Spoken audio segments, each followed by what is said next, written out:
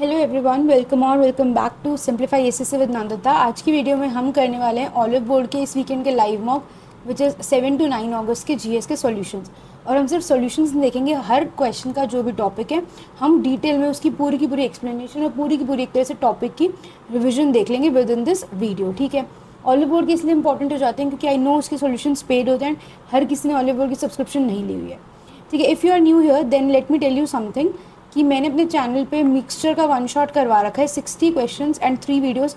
पूरा mixture cover हो जाएगा कम्प्लीटली कंसेप्चुअली, नो रट्टाफिकेशन of tricks, no cramming, nothing. ठीक है, अभी रिसेंटली रेक्टेंगल टू सिलेंडर का टॉपिक भी करवाया था कि रोलर पर रोटेट करके कैसे रेक्टेंगल से सिलेंडर बनता है। उसके अलावा अभी मंडे ऑनवर्ड्स और भी टॉपिक्स आएंगे मैथ्स और जीएस के। ठीक है, डिस्क्रिप्शन बॉक्स चेकआउट कर लेना, इंपॉर्टेंट वीडियोस के लिंक मिल जाएंगे, टेलीग्राम चैनल का लिंक मिल जाएगा, ज़रूर से ज़रूर ज्वाइन कर लेना।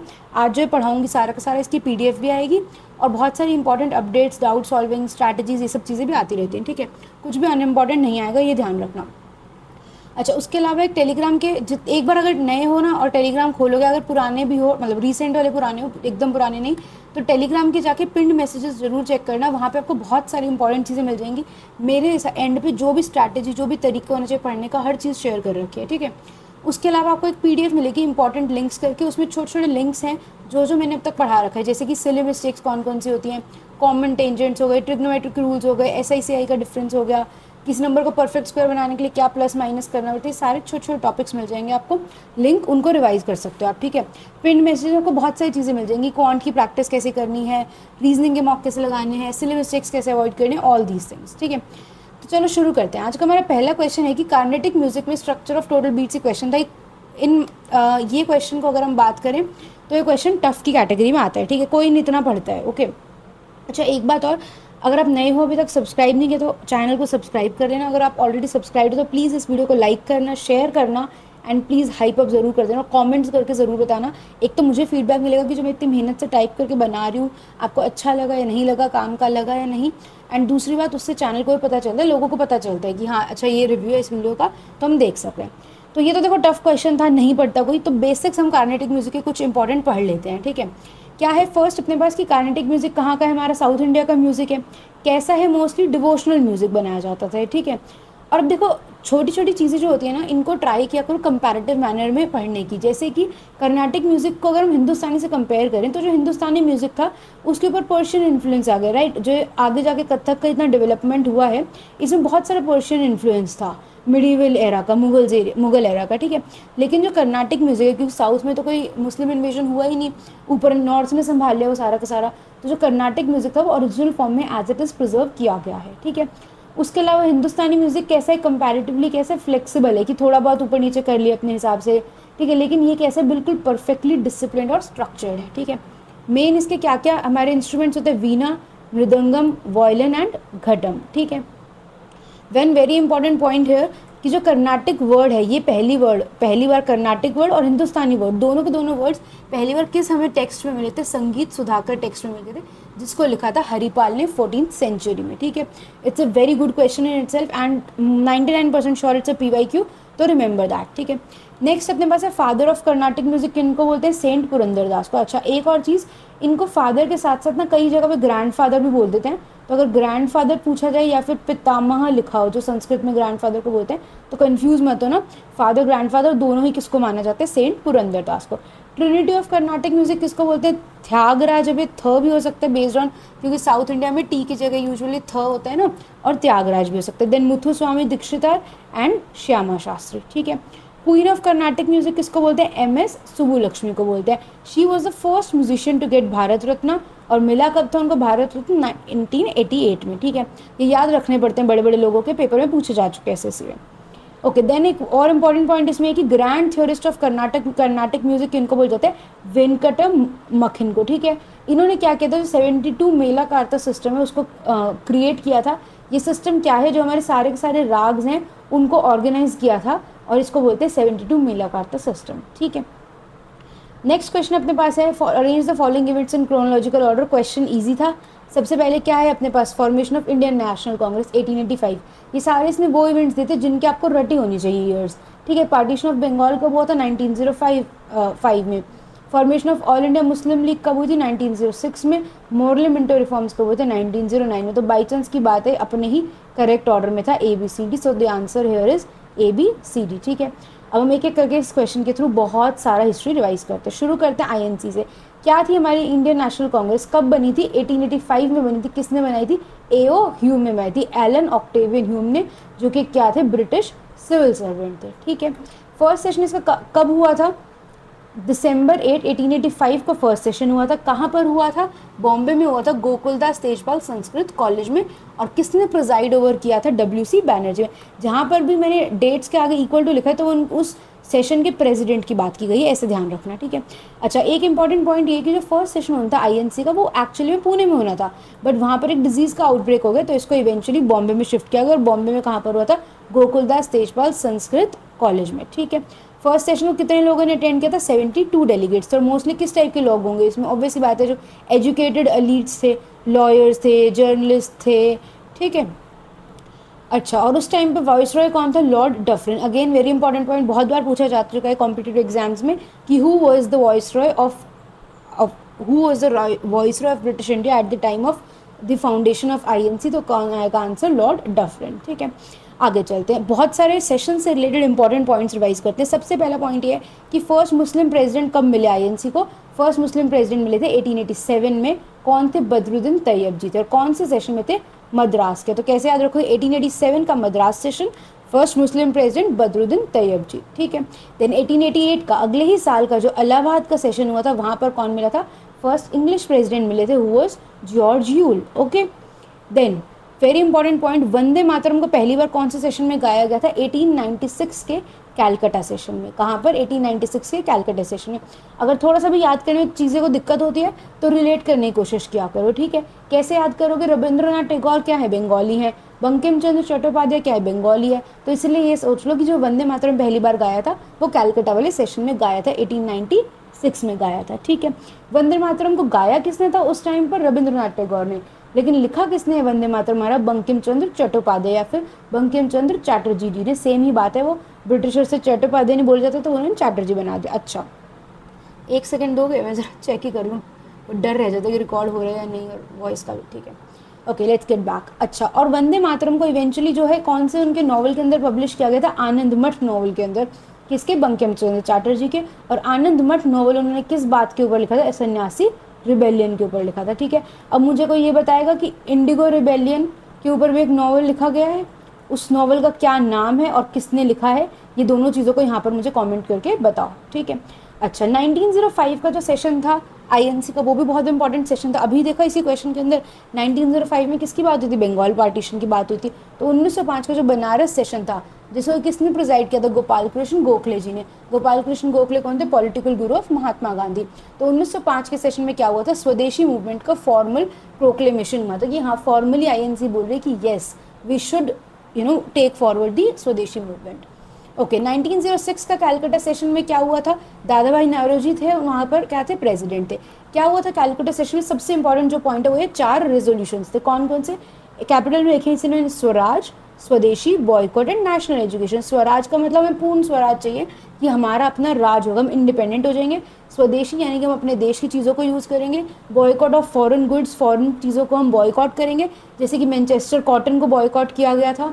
और नेशनल एजुकेशन यानी कि हम अपने देश में एजुकेशन को फैलाएंगे, हमें अपने देश को एजुकेट करना है। तो ए स्पेलिंग टाइपिंग में मिस्टेक होगी, स्वराज है, ए लिखा गया। तो स्वराज को जो है मेन गोल अडॉप्ट किया गया, फॉर्मली अडॉप्ट किया गया और ये 4 रेजोल्यूशंस को पास किया गया। देन 1907 वेरी फेमस सूरत में हुआ था, इसीलिए उसको सूरत स्प्लिट बोलते हैं। कौन था प्रेसिडेंट उस टाइम पे? रास बिहारी घोष थे। और इसमें क्या हुआ था? मॉडरेट्स और एक्सट्रीमिस्ट स्प्लिट हो गए। तो मॉडरेट्स और एक्सट्रीमिस्ट क्या थे? अच्छा, लिखा नहीं मैंने, चलो अलग से कर लेते हैं। मॉडरेट्स वर्सेस एक्सट्रीमिस्ट्स पता होना चाहिए आपको। एक्सट्रीमिस्ट्स क्या थे? हमारे गरम दल। और मॉडरेट्स क्या थे? हमारे नरम दल थे, थोड़े सॉफ्ट थे, थोड़े फर्म थे। ठीक है, मतलब ऐसे बहुत ज़्यादा लड़ाई झगड़े में नहीं बिलीव करते थे। ये किस में बिलीव करते थे? 3P में बिलीव करते थे। क्या क्या में? 3P, prayer, petition and protest. और किस में बिलीव करते थे? पीसफुली सब कुछ लीड करने में बिलीव करते थे, क्योंकि इनको लगता था कि ब्रिटिशर्स का जो लिबरलिज्म है, जो डेमोक्रेसी है, वो एक्चुअली में अच्छी चीज़ है और हमारे लिए अच्छी चीज़ है, लेकिन एक्सट्रीमिस्ट को उल्टा लगता था, उनको ब्रिटिशर्स सिर्फ और सिर्फ एक्सप्लॉयटेटिव मैनर में दिखते थे। उनको लगता था कि इन ब्रिटिशर्स ने सिर्फ और सिर्फ हमें एक्सप्लॉयट किया, लेकिन इनको लगता था एजुकेशन लाए हैं, लिबरलिज्म लाए, डेमोक्रेसी लाए हैं तो अच्छे हैं, लिबरलिज्म तो उनका अच्छा है। और ये चाहते थे कि ब्रिटिश को ओवरथ्रो ना करें, पूरी तरह ना करें, ठीक है, नरम दल थे ना, तो ये चाहते थे ब्रिटिशर्स को ऊपर रहने दो, हम उन्हीं के नीचे, उन्हीं के अंडर अपनी गवर्नमेंट बना लेते हैं। लेकिन जो एक्सट्रीमिस्ट थे उनको क्या चाहिए था, पूर्ण स्वराज चाहिए था, कंप्लीट इंडिपेंडेंस चाहिए थी, पूर्ण स्वराज चाहिए था, ठीक है। और ये किस में बिलीव करते थे, बॉयकॉट करने में, स्ट्राइक करने में और थोड़े वायलेंट मेजर्स में बिलीव करते थे। अच्छा, मॉडरेट्स मेनली किसके बने हुए थे, थोड़े अर्बन एलिट्स के बने हुए थे, ठीक है, जर्नलिस्ट, लॉयर टाइप एजुकेटेड लोग ज़्यादा थे इनके पास, एलिट एजुकेटेड अर्बन थे। लेकिन इनके पास क्या था, लोअर मिडिल क्लास का, यूथ का, जनरल पब्लिक का सपोर्ट ज़्यादा था, ठीक है। Let's go back. तो सूरत में 1907 वाले कांग्रेस सेशन में क्या हुआ था, मॉडरेट्स एंड एक्सट्रीमिस्ट का स्प्लिट हो गया था। देन 1917 का कैलकाटा सेशन क्यों इंपॉर्टेंट है, तब हमें मिली थी हमारी first female president Annie Besant, ठीक है। देन 1924 का जो बेलगाम का सेशन था वो इसलिए इंपॉर्टेंट है क्योंकि that is the only session जिसको गांधी जी ने प्रिजाइड ओवर किया था। तो हमेशा याद रखना, गांधी जी ने आज तक कांग्रेस का एक ही सेशन प्रिजाइड ओवर किया और वो था बेलगाम का सेशन 1924 का। देन 1925 का कानपुर सेशन क्यों इंपॉर्टेंट है, we got our first Indian female president which was Sarojini Naidu, right. भूलना नहीं है 1917 कैलकाटा में एनी बेसेंट, इसको भी कैसे याद रख सकते हो, उस जमाने के हिसाब से, आजकल तो चलो हमारे देश बहुत मॉडर्न हो गए, बट उस जमाने के हिसाब से Calcutta was considered as the centre of feminism and सबसे ज़्यादा लिबरल कंसिडर किया जाता, तो इसीलिए ये मान लो कि कैलकाटा वाले सेशन में जो हमें फर्स्ट फीमेल प्रेसिडेंट मिली थी, ठीक है। और उसके बाद कानपुर वाले सेशन में कौन मिली थी हमें, फर्स्ट इंडियन फीमेल यानी कि सरोजनी नायडू। अच्छा, नेक्स्ट क्या है अपने पास, ओके 1929 का Lahore session, very very important session, landmark session, किसने प्रिजाइड ओवर किया था, जवाहरलाल नेहरू ने। इसमें क्या हुआ था, हमने पूर्ण स्वराज का रेजोल्यूशन जो है पास किया था, कंप्लीट इंडिपेंडेंस का। और इसी वाले सेशन में अनाउंस किया गया था, अरे ये क्या हो गया, 26 यहाँ लिखा गया कि 26 जनवरी 1930 को जो है हम हमारा फर्स्ट इंडिपेंडेंस डे मनाएंगे। और क्या हुआ था, 31 दिसंबर 1929 को रावी रिवर के बैंक्स पर जाकर के जवाहरलाल नेहरू जी ने हमारा जो ट्राई करा था उसको क्या किया था, होइस्ट किया था, लहराया था, ठीक है। देन 1931 का जो कराची सेशन था जिसके प्रेसिडेंट कौन थे, सरदार वल्लभ भाई पटेल, उसमें क्या हुआ था, फंडामेंटल राइट्स का रेजोल्यूशन पास किया गया था। ये बात मैंने आपको, जो मैंने पिछला जीएस का सॉल्यूशंस बनाए थे उसमें फंडामेंटल राइट्स जो पढ़ाया था तो बताया था, ठीक है। और क्या हुआ था 1931 वाले सेशन में, और क्या हुआ था 1931 में ही 5 मार्च को क्या हुआ था, गांधी अर्बन पैक्ट हुआ था, तो इसको क्या गया था, इंडोर्स किया गया था। और इसी के एक क्या बोलते कंडीशन के चलते जो है गांधी जी ने क्या करना था, सेकेंड राउंड टेबल कॉन्फ्रेंस को लंदन में अटेंड करने जाना था। तो इसी सेशन के दौरान इंडियन नेशनल कांग्रेस ने गांधी जी को इंडियन नेशनल कांग्रेस के रिप्रेजेंटेटिव के तौर पर लंदन में जाकर के second round table conference attend करने के लिए नॉमिनेट किया था, ठीक है। तो गांधी जी किसके रिप्रेजेंटेटिव बन के गए थे, आईएनसी के रिप्रेजेंटेटिव बन के गए थे, ओके। उसके अलावा 1938 का सेशन क्यों इंपॉर्टेंट है, जो कि हरिपुरा में हुआ था। हरिपुरा कहाँ है, गुजरात में। इसको किसने प्रिजाइड ओवर किया था, सुभाष चंद्र बोस ने। और इसमें नेशनल प्लानिंग कमेटी की फाउंडेशन रखी गई थी, इसकी बात की गई थी, सेटअप की गई थी। 1937 का जो फैजपुर सेशन है, फैजपुर कहाँ है, महाराष्ट्र में है, लेकिन अगर उस टाइम के हिसाब से बोलोगे तो क्या बोलोगे, बॉम्बे प्रेसिडेंसी में था, ठीक है। इसको किसने प्रिजाइड ओवर किया था, जवाहरलाल नेहरू जी ने। और ये हमारा क्या था, फर्स्ट रूरल सेशन था आईएनसी का। देन 1946 में मेरठ में जो जेबी कृपलानी जी ने प्रिसाइड किया था, that was our last session before independence, right. 47 में हम इंडिपेंडेंट हुए थे, 46 में मेरठ में जेबी कृपलानी, एंड देन 48 में जयपुर में पट्टाभी सीतारमैया जी ने जो होस्ट किया था, सॉरी प्रिजाइड ओवर किया था, that was our first post independence session. Is that clear, काफ़ी कुछ आईएनसी का रिवाइज हो गया, ओके। इसी क्वेश्चन में मुस्लिम लीग था, 2 चीज़ें तो एटलीस्ट रिवाइज कर सकते हैं, मॉडल विंटर रिफॉर्म्स और स्वदेशी मूवमेंट अलग से कर लेंगे, अभी के लिए मुस्लिम लीग पे चलते हैं। मुस्लिम लीग कब बनी, 30 दिसंबर 1906 को बनी। कहाँ बनी, ढाका में, बांग्लादेश में।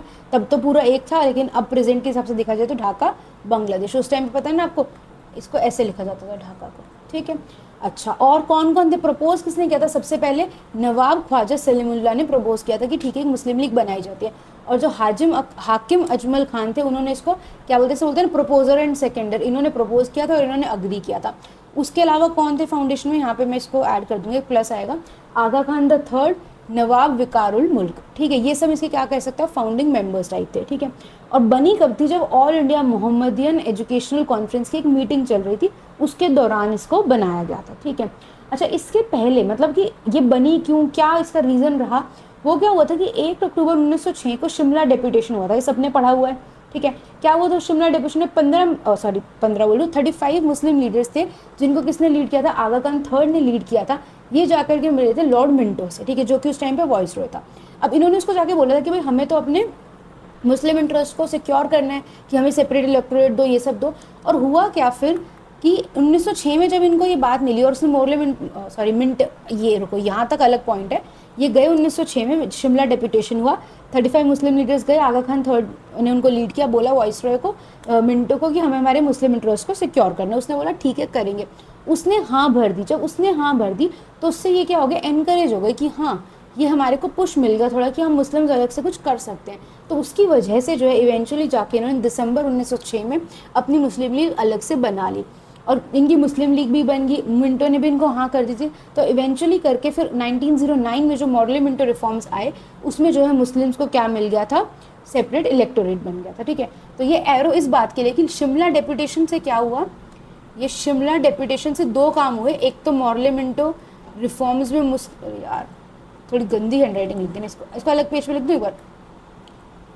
ओके, कि जो शिमला डेपुटेशन हुआ उससे दो काम हुए। एक तो मॉडल मिंटो रिफॉर्म्स में जो मुस्लिम्स को सेपरेट इलेक्टोरेट मिला वो भी इसी का चलते मिला था, यहीं पे अपील हुई थी।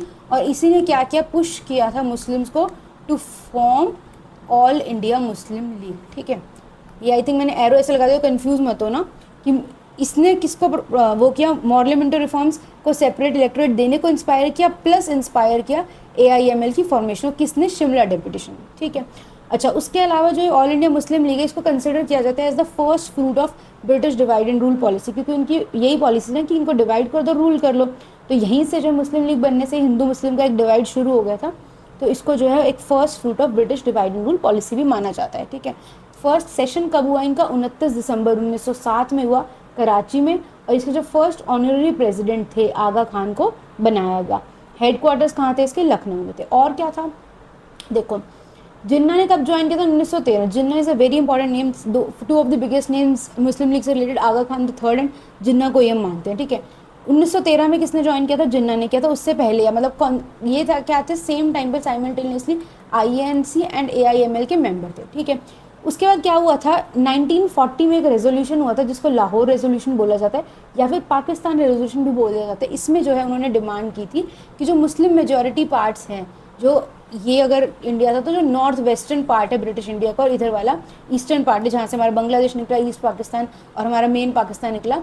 तो उन्होंने बोला था कि यहाँ पे जो जो हमारी मुस्लिम मेजॉरिटी स्टेट्स हैं उनको इंडिपेंडेंट बना दो, उनको सॉवरेनिटी प्रोवाइड कर दो, ये उन्होंने डिमांड किया था, ठीक है। उसके अलावा क्या किया था, मुस्लिम लीग ने स्वदेशी मूवमेंट क्या की थी, अपोज की थी, ठीक है। उन्होंने तो कहा ठीक है बंगाल को पार्टीशन कर दो, वो तो चाहते थे। उसके बाद क्या हुआ था, 1916 में जाकर के जो है ऑल इंडिया मुस्लिम लीग और INC का एक जॉइंट सेशन हुआ था, ठीक है, जिसमें INC को रिप्रेजेंट किया था बाल गंगाधर तिलक ने, ठीक है। एंड ऑब्वियसली बात है क्योंकि जिन्ना दोनों के मेंबर थे तो जिन्ना सॉर्ट ऑफ लीड कर रहे थे हर चीज़ को, उनके चलते ही ये पूरा का पूरा जॉइंट कॉन्फ्रेंस हुई थी AIML एंड INC की।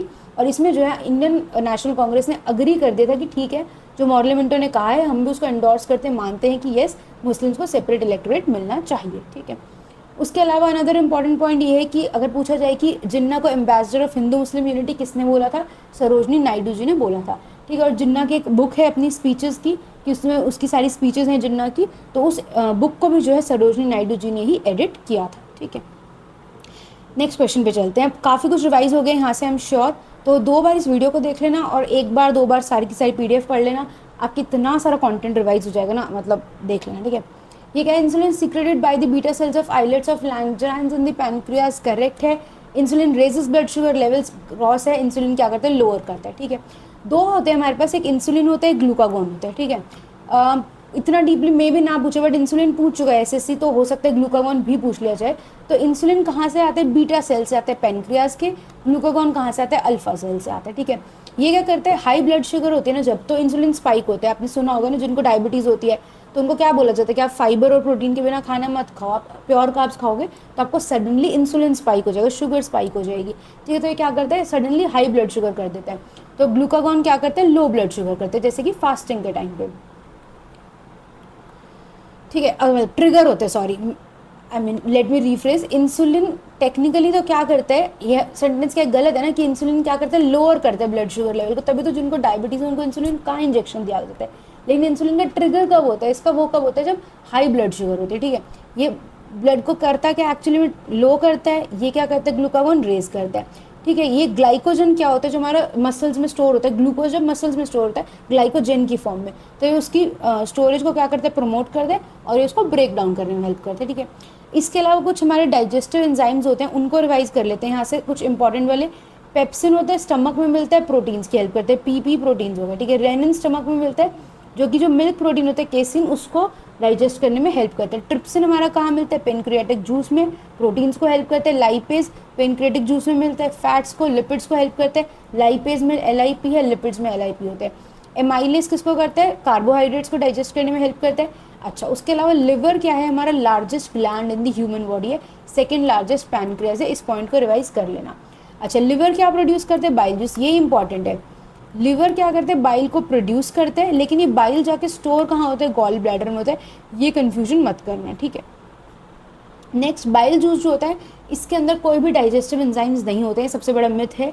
बाइल जूस है, उसके अंदर कोई भी डाइजेस्टिव एंजाइम्स नहीं होते, वो सिर्फ आकर के फैट्स को इमल्सिफाई करके चला जाता है, ठीक है। अच्छा, पूछा जाए तो डाइजेशन ऑफ फूड शुरू कहाँ से होती है, माउथ में, खत्म कहाँ पर होती है, स्मॉल इंटेस्टाइन में, और सबसे ज़्यादा डाइजेशन का जो प्रोसेस है वो कहाँ पर होता है, हमारा स्मॉल इंटेस्टाइन में। याद है, यहाँ पर विलाय लाइक स्ट्रक्चर्स होते हैं, विलाय होते हैं फिंगर लाइक स्ट्रक्चर्स, जो एब्जॉर्प्शन को मैक्सिमाइज करते हैं, okay. Next question, which team emerge as the champions of Duleep trophy. ये क्वेश्चन करंट अफेयर्स का क्वेश्चन है, पहले मैंने सोचा नहीं इंक्लूड करती, मतलब इसमें मैं क्या ही समझाऊंगी, बट देन आई थॉट आप लोग को एक जगह पे सारा का सारा कंटेंट मिल जाएगा रिवीजन का, तो मैंने इंक्लूड कर दिए हैं करंट अफेयर्स भी, ठीक है। ये जो रिसेंट वाले हैं, ये मतलब ऑब्वियस ही बात है, मैंने तो गूगल ही करके लिखे हैं, ठीक है। रणजी ट्रॉफी कहाँ से है, जम्मू एंड कश्मीर ने जीती थी, और कर्नाटका को डिफीट करके। ईरानी कप रिसेंट में किसने जीता, विदर्भा में ने, और किसको डिफीट किया था, रेस्ट ऑफ इंडिया को। विजय हजारे रिसेंटली जीती है, विदर्भा ने अगेन, सो राष्ट्र को डिफीट करके, याद ही रखने का, इसमें मेरे मतलब बोल के दिखाने से कुछ हो नहीं जाएगा, तो इस क्वेश्चन का आंसर सेंट्रल जोन होना था, साउथ जोन को डिफीट करके, ठीक है। एक बात मैं बता दूं, जैसे CA हैं, तो ये तो मैंने देखो गूगल करके बता दिया, अब आप सोचो मैं बाकी कुछ भी गूगल करके टाइप करूँ तो no, it's a big no. मैंने एक एक चीज़ पहले मैं खुद से टाइप करती हूँ, जो मेरे को कंटेंट याद होता है अपना इतने सालों का, and then I go and pick up my notes. Right now मेरे टेबल पे literally there is a pile, मेरी ज्योग्राफी, मेरे आर्ट एंड कल्चर, मेरे सारे के सारे नोट्स पड़े हुए हैं, एंड देन मैं उनसे मैच करती हूँ, कुछ भी पॉइंट जो एक्स्ट्रा इसमें ऐड किया जा सकता है, या कुछ भी चीज़ इन केस मैंने गलत ना लिख दियो, वो थैंकफुली मतलब हिस्ट्री की INC वगैरह सब याद ही था, कुछ मिस्टेक नहीं हुई है, ठीक है। एंड अपनी तरफ से जैसे मैं खुद पढ़ती थी ना, जब मुझे लगता था किसी भी चीज़ को एकदम ब्रेक डाउन करके, अब आप IT से वाला टॉपिक देखना, बिल्कुल स्टूडेंट फ्रेंडली लैंग्वेज में। मुझे किसी ने कमेंट भी यही किया था मिक्सचर के उस पर, कि टीचर्स फटाफट से ट्रिक तो बता देते हैं, लेकिन वो पेपर में एग्जाम ओरिएंटेड सोचना कैसे, वो दिक्कत होती है। तो मैंने अपनी तरफ से हर चीज़ स्टूडेंट फ्रेंडली मैनर में पढ़ाने की कोशिश की है, बट अब करंट अफेयर्स जैसे क्वेश्चन में तो मैं कुछ नहीं कर सकती खास, इसमें तो इनफैक्ट इस सर्कल्स को भी रेज ही कर देती हूँ, इसकी कोई नीड नहीं है सर्कल लगाने की, ठीक है।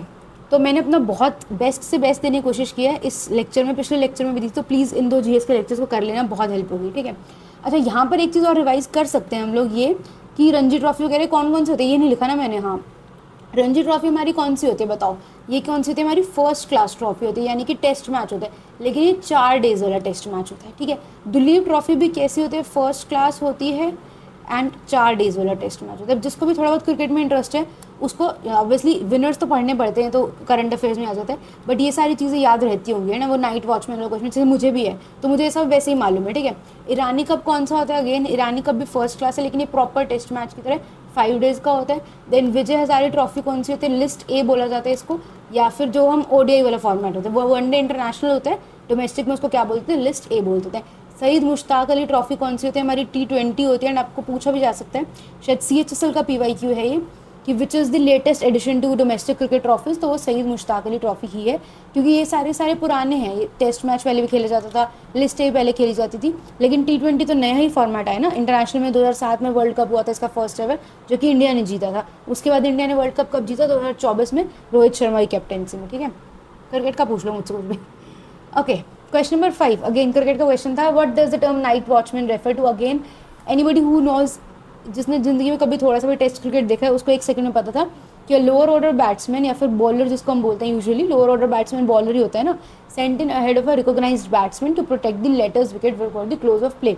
जैसे क्या होता है कि Day 1 है, मतलब मान लो, या Day 2 भी है मान लो, दूसरी टीम की विकेट गिरी, अब इंडिया की विकेट खुलनी है, तो ओपनर के साथ क्या करते हैं, दूसरे ओपनर को भेजने की बजाय, पता है कि मतलब कुछ ही बहुत कम ओवर्स बचे हैं तो एक बॉलर को भेज देते हैं जिसको कि नाइट वॉचमैन का नाम दिया जाता है।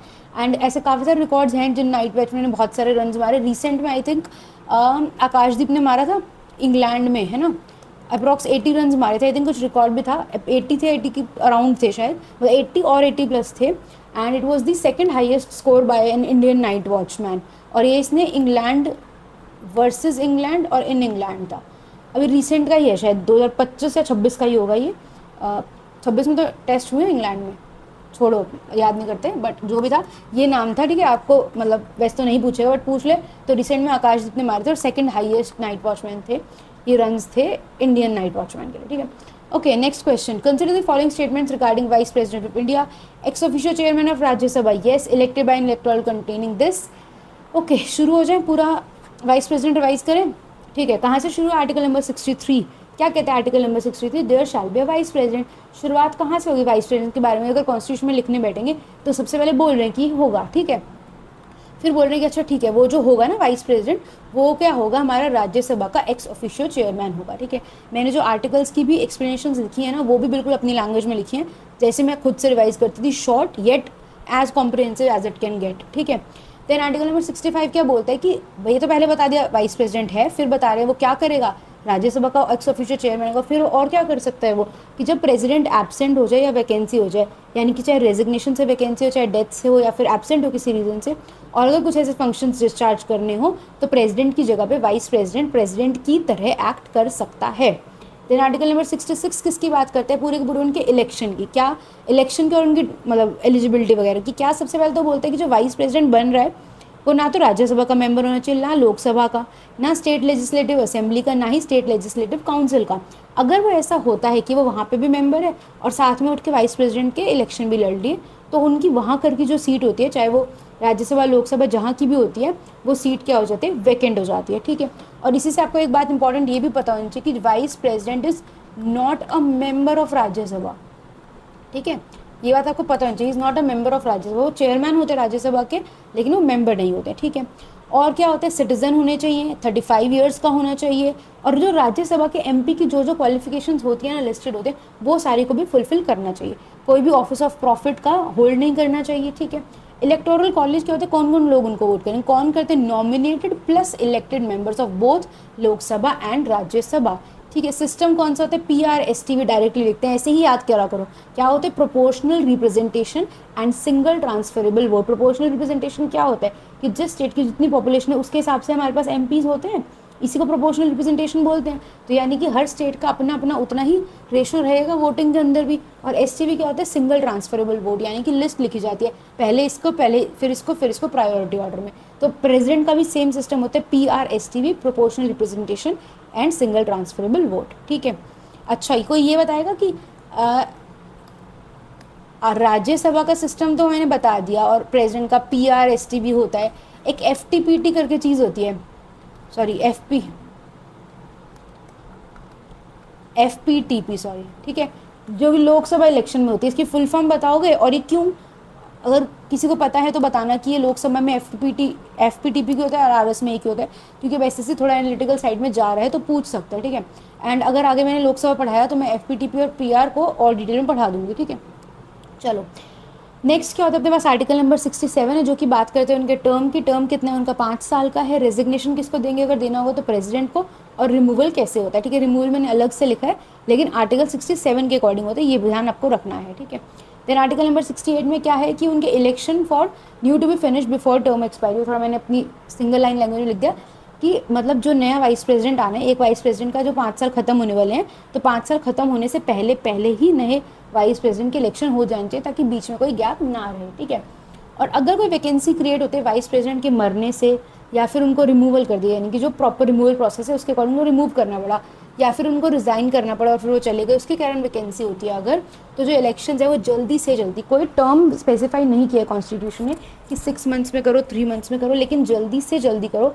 ASAP is what is written in the constitution, करो और नए VP को लेकर आओ, ठीक है। और जो नया वाइस प्रेसिडेंट आएगा वो पूरा टर्म करेगा। ऐसा नहीं कि अगर 3 साल बाद डेथ हो गई वाइस प्रेसिडेंट की तो जो नया आया वो 2 साल के लिए होगा, नो, वो it's a completely new process, क्योंकि इलेक्शन से आ रहे हैं, तो वो पूरा का पूरा अपना टर्म कंप्लीट करेगा, ठीक है।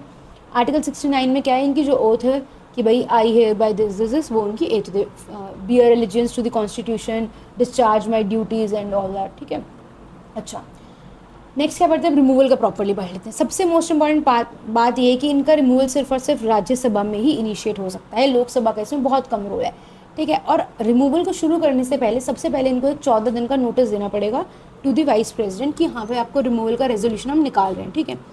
उसके बाद क्या होता है कि राज्यसभा को इफेक्टिव मेजोरिटी से पास करना होता है। अब देखो इफेक्टिव मेजोरिटी क्या होता है अपने पास, एक तो देखो सिंपल मेजोरिटी होती है। सिंपल मेजोरिटी क्या होती है कि जितने भी लोग प्रेजेंट है उस टाइम पे, मतलब लेट्स से अगर चलो सिंपल टर्म्स में देखते हैं इंस्टेड ऑफ एक्चुअल नंबर्स, कि अगर 100 लोग हैं कहीं पर, 100 लोग प्रेजेंट है और हम बोल रहे हैं कि सिंपल मेजोरिटी बताओ, तो 100 लोगों की सिंपल मेजोरिटी 51, कि 100 लोग प्रेजेंट है, सॉरी रुको, लेट्स से कहीं पर 120 लोग हैं, ठीक है, उसमें से 20 लोगों ने बोला कि हम एब्सटेन करते हैं, हम वोट नहीं करेंगे, ठीक है, हम वोट ही करने में इंटरेस्टेड नहीं है, तो बचे कितने, 100 लोग। तो जो सिंपल मेजोरिटी वो इन 100 लोगों में से काउंट होते हैं, majority of members present and voting में से, यानी कि एब्सटेन किए हुए क्या हो जाते हैं, निकल जाते हैं। लेकिन इफेक्टिव मेजोरिटी में कहते हैं majority of all the then members of the house. तो इसमें उस टाइम पे हाउस में जितने भी मेंबर्स हैं ना, यानी कि इफेक्टिव मेजोरिटी की बात करूँ तो अगर आप एब्सटेन कर रहे हो ना वोट करने से, तब भी आप इंक्लूड हो रहे हो। अगर तो आपने रिज़ाइन किया हुआ है या आपके किसी और रीज़न के कारण जो वैकेंट सीट्स हैं सिर्फ और सिर्फ वही रिमूव होते हैं इफेक्टिव मेजोरिटी में, बाकी सारी सीट्स को इंक्लूड किया जाता है। यानी उस टाइम पे हाउस में जितने भी मेंबर्स हैं, जो हाउस के मेंबर्स हैं, नॉट जस्ट प्रेजेंट वगैरह, उनकी मेजोरिटी लगती है, that is the effective majority, जिससे हम वाइस प्रेसिडेंट को रिमूव करते हैं, ठीक है। अच्छा, वाइस प्रेसिडेंट के रिमूवल का कोई भी ग्राउंड कॉन्स्टिट्यूशन में मेंशन नहीं है, वेरी इंपॉर्टेंट पॉइंट, क्योंकि प्रेसिडेंट की इम्पीचमेंट का मेंशन है तो कन्फ्यूजन हो सकती है, लेकिन वाइस प्रेसिडेंट का नहीं मेंशन, इस बात को ध्यान रखना, ठीक है। अब ऑब्वियसली क्योंकि वो राज्यसभा के मेंबर ही नहीं है, तो अपने जो रिमूवल के रेजोल्यूशन है उस पर प्रिजाइड ओवर नहीं कर सकते, ठीक है, और ना ही वोट कर सकते हैं, ठीक है। और आज तक इंडिया में किसी भी वाइस प्रेसिडेंट का रिमूवल नहीं हुआ है, इस बात को ध्यान रखना, okay. Okay, next let's move to question number 7। ये इजी था, ठीक है, ये उससे हो रहा था एलिमिनेशन, सॉरी क्या बोलते हैं इसको, ऑप्शन से हो जाएगा। कैसे, छाऊ तो हम सबको पता है उड़ीसा, झारखंड, वेस्ट बंगाल का है, तो ए का क्या आना था, 2 आना था, तो ये ऑप्शन गया, ये ऑप्शन गया। देन थांगटा, ये भी इजी था, ये मणिपुर का होना चाहिए था, तो सी का हमें 1 ढूंढना था, तो ये ऑप्शन भी गया। तो इसका आंसर क्या था, A2 B3 C1। तो यानी कि कर्मा कहाँ का है, छत्तीसगढ़ एंड झारखंड का, एंड पडायनी कहाँ का है, केरला का है, ठीक है। अब इनको जितना डिटेल में पढ़ सकते हो पढ़ लो, तो जितने बेसिक नोट्स हैं आपके पास इसको सिर्फ उतना ही रिवाइज करो, इसमें मैं बहुत ज़्यादा डिटेल में नहीं रिवाइज करवा रहा। What is the name of the famous battle bought in 1576 between Mughal forces and Maharana Pratap? क्या था इसका आंसर, बैटल ऑफ हल्दीघाटी, ठीक है। Okay, let's revise a lot of battles now, okay. कहाँ से शुरू करें, बैटल ऑफ हल्दीघाटी से शुरू करते हैं, जो क्वेश्चन में था 1576 में हुआ था, Mughal forces versus Maharana Pratap. Mughal forces को किसने लीड किया था, मान सिंह फर्स्ट ने, ठीक है। साथ में कौन थे, महाराणा प्रताप थे। कहाँ हुआ था, अरावली रेंज राजस्थान में इस बैटल को फाइट किया गया था, ठीक है। अब इसमें हुआ ये था कि महाराणा प्रताप जो थे वो एस्केप कर गए थे, तो इसीलिए जो है मतलब मुगल्स को लगता है कि वो विनर थे, ठीक है, but it is usually considered sort of a draw, क्योंकि एक्चुअली में तो महाराणा प्रताप को कैप्चर नहीं कर पाए ना, तो इसलिए इट्स मतलब ठीक है, मुगल्स की सेंस में it was a win, but original sense में देखा जाए तो सॉर्ट ऑफ ड्रॉ या फिर टैक्टिकल विन बोल सकते हैं, ठीक है। अच्छा, एक पॉइंट ये कि जो महाराणा प्रताप का घोड़ा था चेतक, सबसे लॉयल उनका, वो बहुत ज़्यादा हर्ट हो गया था उनके लिए फाइट करते हुए, वो मान सिंह के एलिफेंट से फाइट कर रहा था और वो बहुत ज़्यादा हर्ट हो गया था, ठीक है। Next important battle is battle of देवार विच वॉज फॉट इन 1582, ठीक है। 6 साल बैटल ऑफ हल्दीघाटी के 6 साल बाद हुआ था, विजयदशमी के दिन के आसपास हुआ था। किसका, again Maharana Pratap versus Mughals हुआ था। कहाँ पे हुआ था, अरावली रेंज में, देवार पास में हुआ था, राजस्थान में, ठीक है। अब इस केस में क्या था, महाराणा प्रताप जी जीत गए थे, एंड मेवाड़ के लिए बहुत ही डिसाइसिव विक्ट्री थी। जैसे इसको आप, मैंने बोला मुगल्स के लिए नाम की विक्ट्री थी, तो क्योंकि महाराणा प्रताप तो भाग गए थे, लेकिन ये क्या था, मेवाड़ के एक डिसाइसिव विक्ट्री थी, क्योंकि मेवाड़ ने अपने की एरिया जो थे उदयपुर, गोकुंडा, ये वापस ले लिए थे, अपना रीगेन कर लिया था इनको, अपना रूल, ठीक है। अच्छा, इस वॉर को फेमसली जो है बोला जाता है ब्रिटिश हिस्टोरियंस के अकॉर्डिंग मैराथन ऑफ मेवाड़, क्योंकि इतना चलता रहा तो इसको मैराथन ऑफ मेवाड़ बोला जाता है, ठीक है, Mewar. Okay, then we have battle of Khanwa, ठीक है, सबको पता है, तो बाबर के केस में सबने स्टडी किया हुआ है। किसका हुआ था, बाबर वर्सेस राणा संगा, ठीक है। कहाँ पे हुआ था, खानवा, राजस्थान में। जीता कौन था, बाबर जीता था, ठीक है। Then we have first battle of Panipat, very important, Babur versus Ibrahim Lodi. कब हुआ था, 21 अप्रैल 1556 में हुआ था। कब हुआ था, 21 अप्रैल 1526 को हुआ था। इसमें कौन जीता था? बाबर जीता था एंड उससे दिल्ली और आगरा का कंट्रोल मिल गया था एंड इब्राहिम लोदी जो है उसकी डेथ हो गई थी। ठीक है, अच्छा, इट इज़ वेरी फेमस क्योंकि इसमें तुलुगमा टेक्निक, बहुत सारी अच्छी अच्छी टेक्निक्स का यूज़ किया था बाबर ने अपनी आर्मी को खड़ा करने के तरीके में, कि ऐसे ऐसे इस तरह से बाउंड्री बना के चारों साइड से रेक्टेंगल की तरह आर्मी खड़ी रहेगी, तो लुकमा टेक्निक का यूज़ किया था। अच्छा, and also it is famously considered, मतलब मोस्ट कॉम्पिटिटिव एग्जाम्स वगैरह में इसी को कंसिडर किया जाता है as the first use of gun powder and field artillery, कि इंडिया में first use of gun powder first battle of Panipat के वॉर में यूज़ हुआ था। Although there are some historical accounts जो कहते हैं कि बहमानी किंगडम जो था हमारा, बहमानी सल्तनत साउथ का, वहाँ पर ऑलरेडी यूज़ होता था गन पाउडर, बट मोस्टली जगह पे first battle of Panipat he consider किया जाता है। नेक्स्ट अपने पास है सेकेंड बैटल ऑफ पानीपत। ठीक है, 5 नवंबर 1556 को हुआ था। ठीक है, अब हुआ क्या था, इसकी बैकग्राउंड ये है कि जनवरी ऑफ 1556 में हुमायूं की डेथ हो गई थी।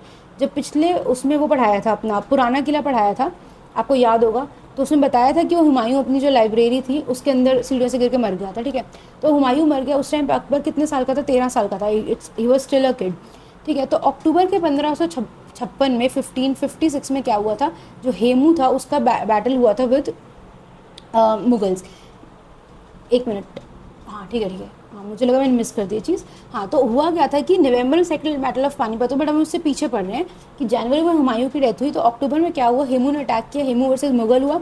बैटल ऑफ तुगलकाबाद हुआ, जो कि तुगलका फोर्ट जो है दिल्ली में उसके पास हुआ था। ठीक है, तो इस केस में क्या हुआ, हेमू वन, अब हेमू जीत गया तो उसको दिल्ली का कंट्रोल मिल गया, तो अब मुगल्स तो चुप नहीं बैठेंगे, तो विद इन 1 मंथ 5 नवंबर 1556 को जो है सेकेंड बैटल ऑफ पानीपत हुआ, किस again what, Hemu versus Mughals. ठीक है, अब इस केस में Akbar was representing the Mughals, obviously बात है वो रूलर बन चुका था, लेकिन वो तो 13 साल का, तो बैरम खान जो है who is considered as the regent of, मतलब अकबर के sort of father figure and his lead army head, तो उस टाइम पे ये दोनों के दोनों एक्चुअली में कहते हैं 8 माइल्स या फिर अप्रॉक्सीमेटली 13 किलोमीटर दूर बैठे थे बैटल फील्ड से। ये इंपॉर्टेंट पॉइंट है, याद रखना है कि वो बैटल फील्ड पे नहीं था अकबर। ठीक है, तो अकबर के लिए पूरी की पूरी आर्मी जो फाइट कर रही थी, वो फाइट हुई, बहुत लंबी चलती रही, तो हेमू को जो है एरो लग गया था आँख में। ठीक है, तो जो हेमू को एरो लगा था आँख में, तो एक्चुअली में इसको वहीं पे छोड़ नहीं दिया था, मर नहीं दिया गया था। मुगल्स और सो क्रूअल कि उनकी बॉडी को जो है मुगल टेंट में लाया गया था एंड देन उनको बैरम खान ने अपने हाथों से जो है बिहेड किया था, सर काट दिया था। ठीक है, तो मुगल्स बहुत अच्छा खासा जीत गए थे यहाँ से, and this is what marked Akbar's bloody reign, कितने लोगों को मारा अकबर ने, तो यहाँ से वो जो अकबर का राइन शुरू हुआ था। ठीक है, then we have third battle of Panipat, जो कि बहुत आगे जाके हुआ। ठीक है, पानीपत चलता रहा था मुगल्स के टाइम पे, उसके बाद जाके बहुत बाद हमारा क्या हुआ, थर्ड बैटल ऑफ पानीपत हुआ 14 जनवरी 1761 को। अब 14 जनवरी की डेट याद रखनी है तो ऐसे याद रख सकते हैं, मराठास वर्सेस अफगान हुआ था, और महाराष्ट्र का बहुत इंपॉर्टेंट फेस्टिवल है मकर संक्रांति, और जो कि 14 जनवरी को होती है, तो ये मेरी ट्रिक थी याद रखने की इसके लिए। ठीक है, अब ये क्यों हुआ था कि, अच्छा क्यों हुआ था मैंने लिखा नहीं है तो रहने ही दो, मतलब बहुत लंबा हो जाएगा। मतलब बेसिकली अफगान्स बहुत इरिटेट हो गए थे क्योंकि सदाशिव राव मराठा ने जो है पंजाब वाले रीजन में जो अफगान का वो था उसको भगा दिया था, वहाँ से हटा दिया था, तो अफगान्स इरिटेट हो गए थे, तो ऑब्वियसली वो बदला लेने आएंगे। तो मराठास की साइड से कौन रिप्रेजेंट करता है, सदाशिव राव, और अफगान्स की साइड से दुरानी एम्पायर का अहमद शाह अब्दाली। ठीक है, तो ये फाइट हुई थी मराठास वर्सेस अफगान्स। अब प्रॉब्लम हो गई थी कि मराठास के पास कोई भी लोकल सपोर्ट नहीं था उस टाइम पे, ना तो जाट्स ने, ना ही राजपूत्स ने कोई सपोर्ट नहीं किया था उनको, तो मराठास जो है हार गए थे and the Afghans one, and बहुत ही मतलब ब्लड बाथ हुआ था, ऑलमोस्ट 50 से 60 हज़ार मराठा सोल्जर्स मरे थे। मतलब 2 ऑफ द ब्लडीएस्ट अगर हमें कंसिडर करने हो वॉर इंडियन हिस्ट्री में, तो एक तो कलिंग वॉर है जहाँ पे पूरा एकदम ब्लड बाथ हुआ था, एंड दूसरा थर्ड बैटल ऑफ पानीपत जहाँ पे बहुत सारे सोल्जर्स मरे थे।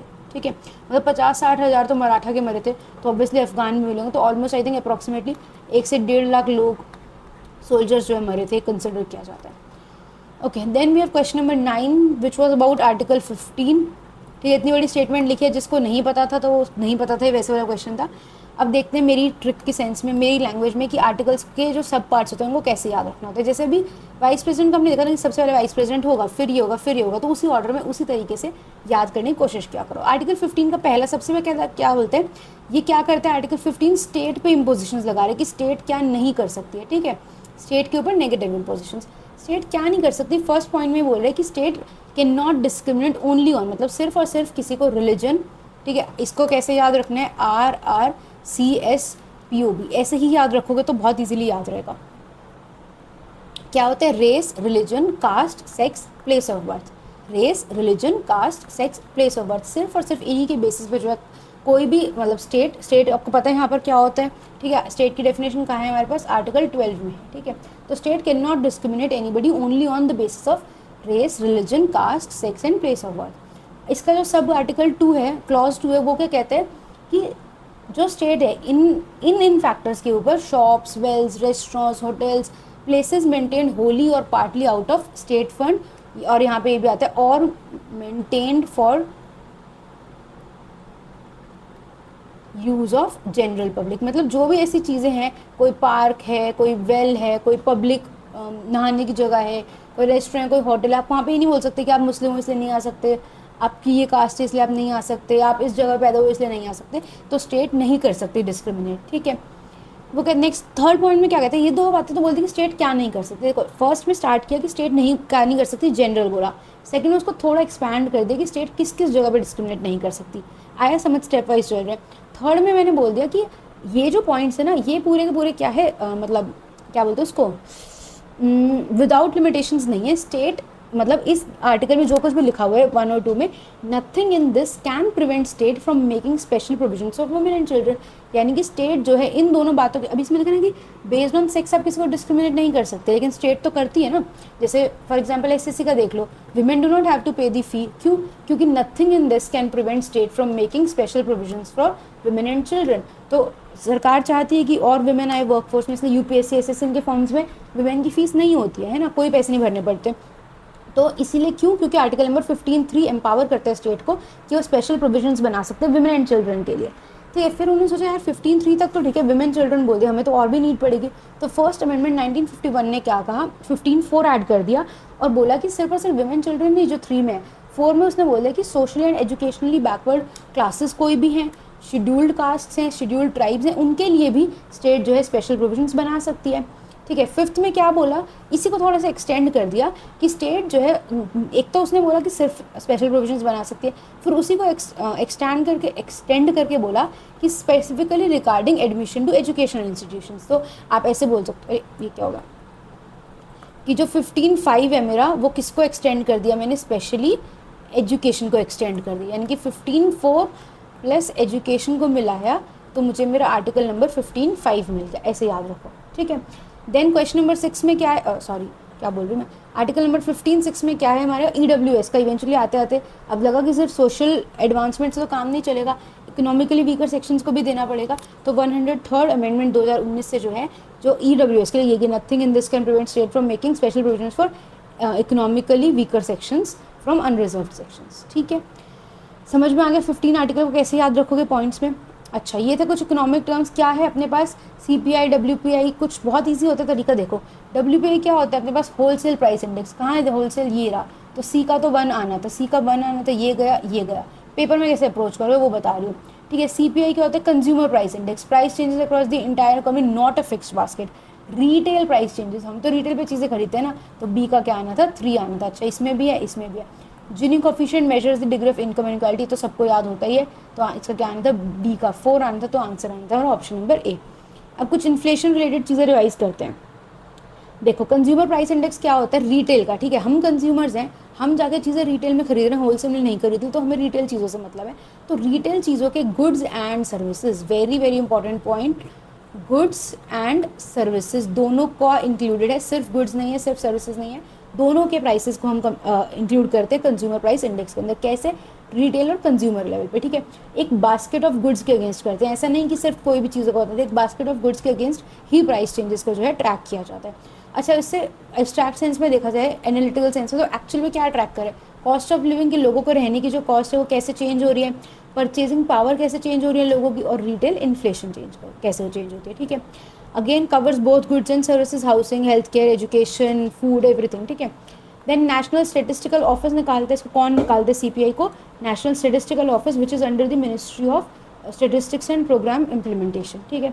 बेस ईयर इसका अपडेट हो चुका है 2012 से 2024, ठीक है। और सबसे ज़्यादा वेटेज इसमें किसको दी जाती है, फूड, क्योंकि ऑब्वियसली बात है सबसे ज़्यादा लाइफ में फूड ही मतलब जीने की इंपॉर्टेंट चीज़ है, तो फूड को इसको सबसे ज़्यादा इंपॉर्टेंस दी जाती है सीपीआई के अंडर, ठीक है। Then we have wholesale price index, साथ में पढ़ोगे तो कंपैरिजन से चीज़ें याद रहेंगी। वो क्या था, रिटेल, ये क्या है, होलसेलर लेवल पे बल्क में जो चीज़ें ट्रेड होती हैं उनके क्या प्राइसेस होते हैं, ठीक है। एंड अगेन ये किसको ट्रैक करता है, सिर्फ और सिर्फ गुड्स को, सर्विसेज को ट्रैक नहीं करता। ऐसा बोलो ना, कंपैरेटिव याद रखोगे तो ईजी होगा। रिटेल में हमने क्या बोला, रिटेल में कोई चीज़ फाइनली कितने की बिक रही है, हम उसका प्राइस देख रहे हैं, मुझे एज अ कंज्यूमर कितने की पड़ रही है। लेकिन यहाँ पे हम क्या देखते हैं, होलसेल प्राइस इंडेक्स में मंडी जो प्राइसेस होते हैं, फैक्ट्री के जो प्राइसेस होते हैं, उस लेवल पे कंपेयर कर रहे हैं, ठीक है। अच्छा, उसको कौन कर रहा था, एनएसओ निकाल रहा था under MO, ministry of SPI. यहाँ पे कौन निकाल रहे, office of economic adviser under the ministry of commerce and industry. I know it's confusing but please remember दोनों की मिनिस्ट्री तक अलग है, ठीक है। बेस ईयर उसका अपडेट होगा 2024 हो चुका है, इसका 22-23 है, ठीक है। उसमें सबसे ज़्यादा वेटेज किसके दी, फूड की, इसमें सबसे ज़्यादा किसके, मैन्युफैक्चर्ड प्रोडक्ट्स की। देन हमारे पास primary articles and fuel and power की, ठीक है। अगेन कुछ दो इंपॉर्टेंट पॉइंट्स आते हैं, डिफरेंसेस वाले ही पढ़ेंगे साथ में। एक है हेडलाइन इन्फ्लेशन, एक है कोर इन्फ्लेशन। सबसे बड़ा डिफरेंस जो इनके अंदर है वो है फूड एंड फ्यूल का, ठीक है। कि हेडलाइन इन्फ्लेशन के अंदर हम क्या बोल रहे हैं, फूड एंड फ्यूल को इंक्लूड कर रहे हैं। कि है जो ऐसे हम देखते हैं ना, हेडलाइन आती है न्यूज़पेपर में कि ये इतना बड़ा इन्फ्लेशन इतनी बड़ी, तो वो क्या होती है, हेडलाइन दिखाने के लिए, हाइप अप करने के लिए। तो उसमें जो चीज़ें रोज़ अदल बदल रही हैं, जैसे कि फूड एंड फ्यूल, पेट्रोल का प्राइस रोज़ बदलता है ना, तो वो हेडलाइन इन्फ्लेशन है कि जो ऊपर से दिखाने के लिए। तो उसमें वॉलेटाइल आइटम्स भी इंक्लूड होते हैं, जैसे कि including volatile items like food and fuel, ठीक है। तो ये टोटल इन्फ्लेशन की बात कर रहा है, ठीक है। तो ऑब्वियस सी बात है, क्योंकि इसमें फ्यूल भी है तो वॉलेटाइल, हमने तो देखा ना, जो भी जिसको भी थोड़ी बहुत नॉलेज हो, कैसे ट्रंप ने ये बोला तो ऐसे ही क्रूड ऑयल के प्राइसेस को ये हो गया, वो हो गया, पेट्रोल का ये हो गया। तो इसलिए ये सब क्या है, हाईली वॉलेटाइल है, ठीक है। और सप्लाई डिमांड शॉक्स की भी बात है, सडनली अगर ईरान और अमेरिका कुछ हो जाए और वो तेल देने से मना कर दें, और मान लो स्ट्रेट ऑफ हॉर्मस से तेल नहीं निकल रहा, इंडिया के पास तेल नहीं आ रहा, तो ये सब चीज़ों से भी तो सप्लाई डिमांड का फर्क पड़ता है ना, तो ये वॉलेटाइल होते हैं कंपैरेटिवली, ठीक है। और इसको क्या है, गवर्नमेंट इसको as official inflation rate publish करती है, करना तो पड़ेगा क्योंकि है तो, चाहे ये चीज़ें वॉलेटाइल, लेकिन रियल लाइफ में तो हर इंसान की यूज़ हो रही है ना, तो है तो इंपॉर्टेंट ही, सिग्निफिकेंट है, ठीक है। अब कोर इन्फ्लेशन की बात करते हैं, ये क्या, underline long term inflation rate, कि लॉन्ग टर्म में अगर हमें एनालिसिस करना हो कि क्या इन्फ्लेशन चल रही थी, तो हम वॉलेटाइल चीज़ों को क्या करते थे, हटा देते हैं, जैसे कि फूड एंड फ्यूल को, एनर्जी को हटा देते हैं, ठीक है।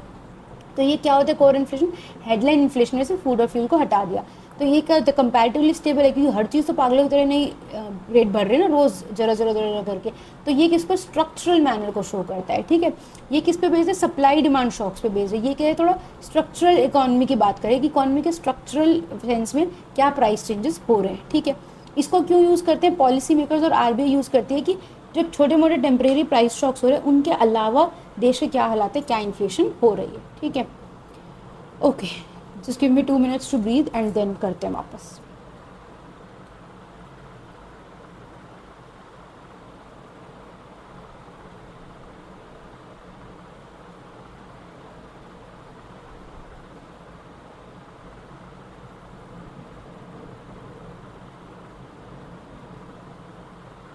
ओके, बहुत टाइम लग गया था भाई स्लाइड्स बनाने में, कसम से।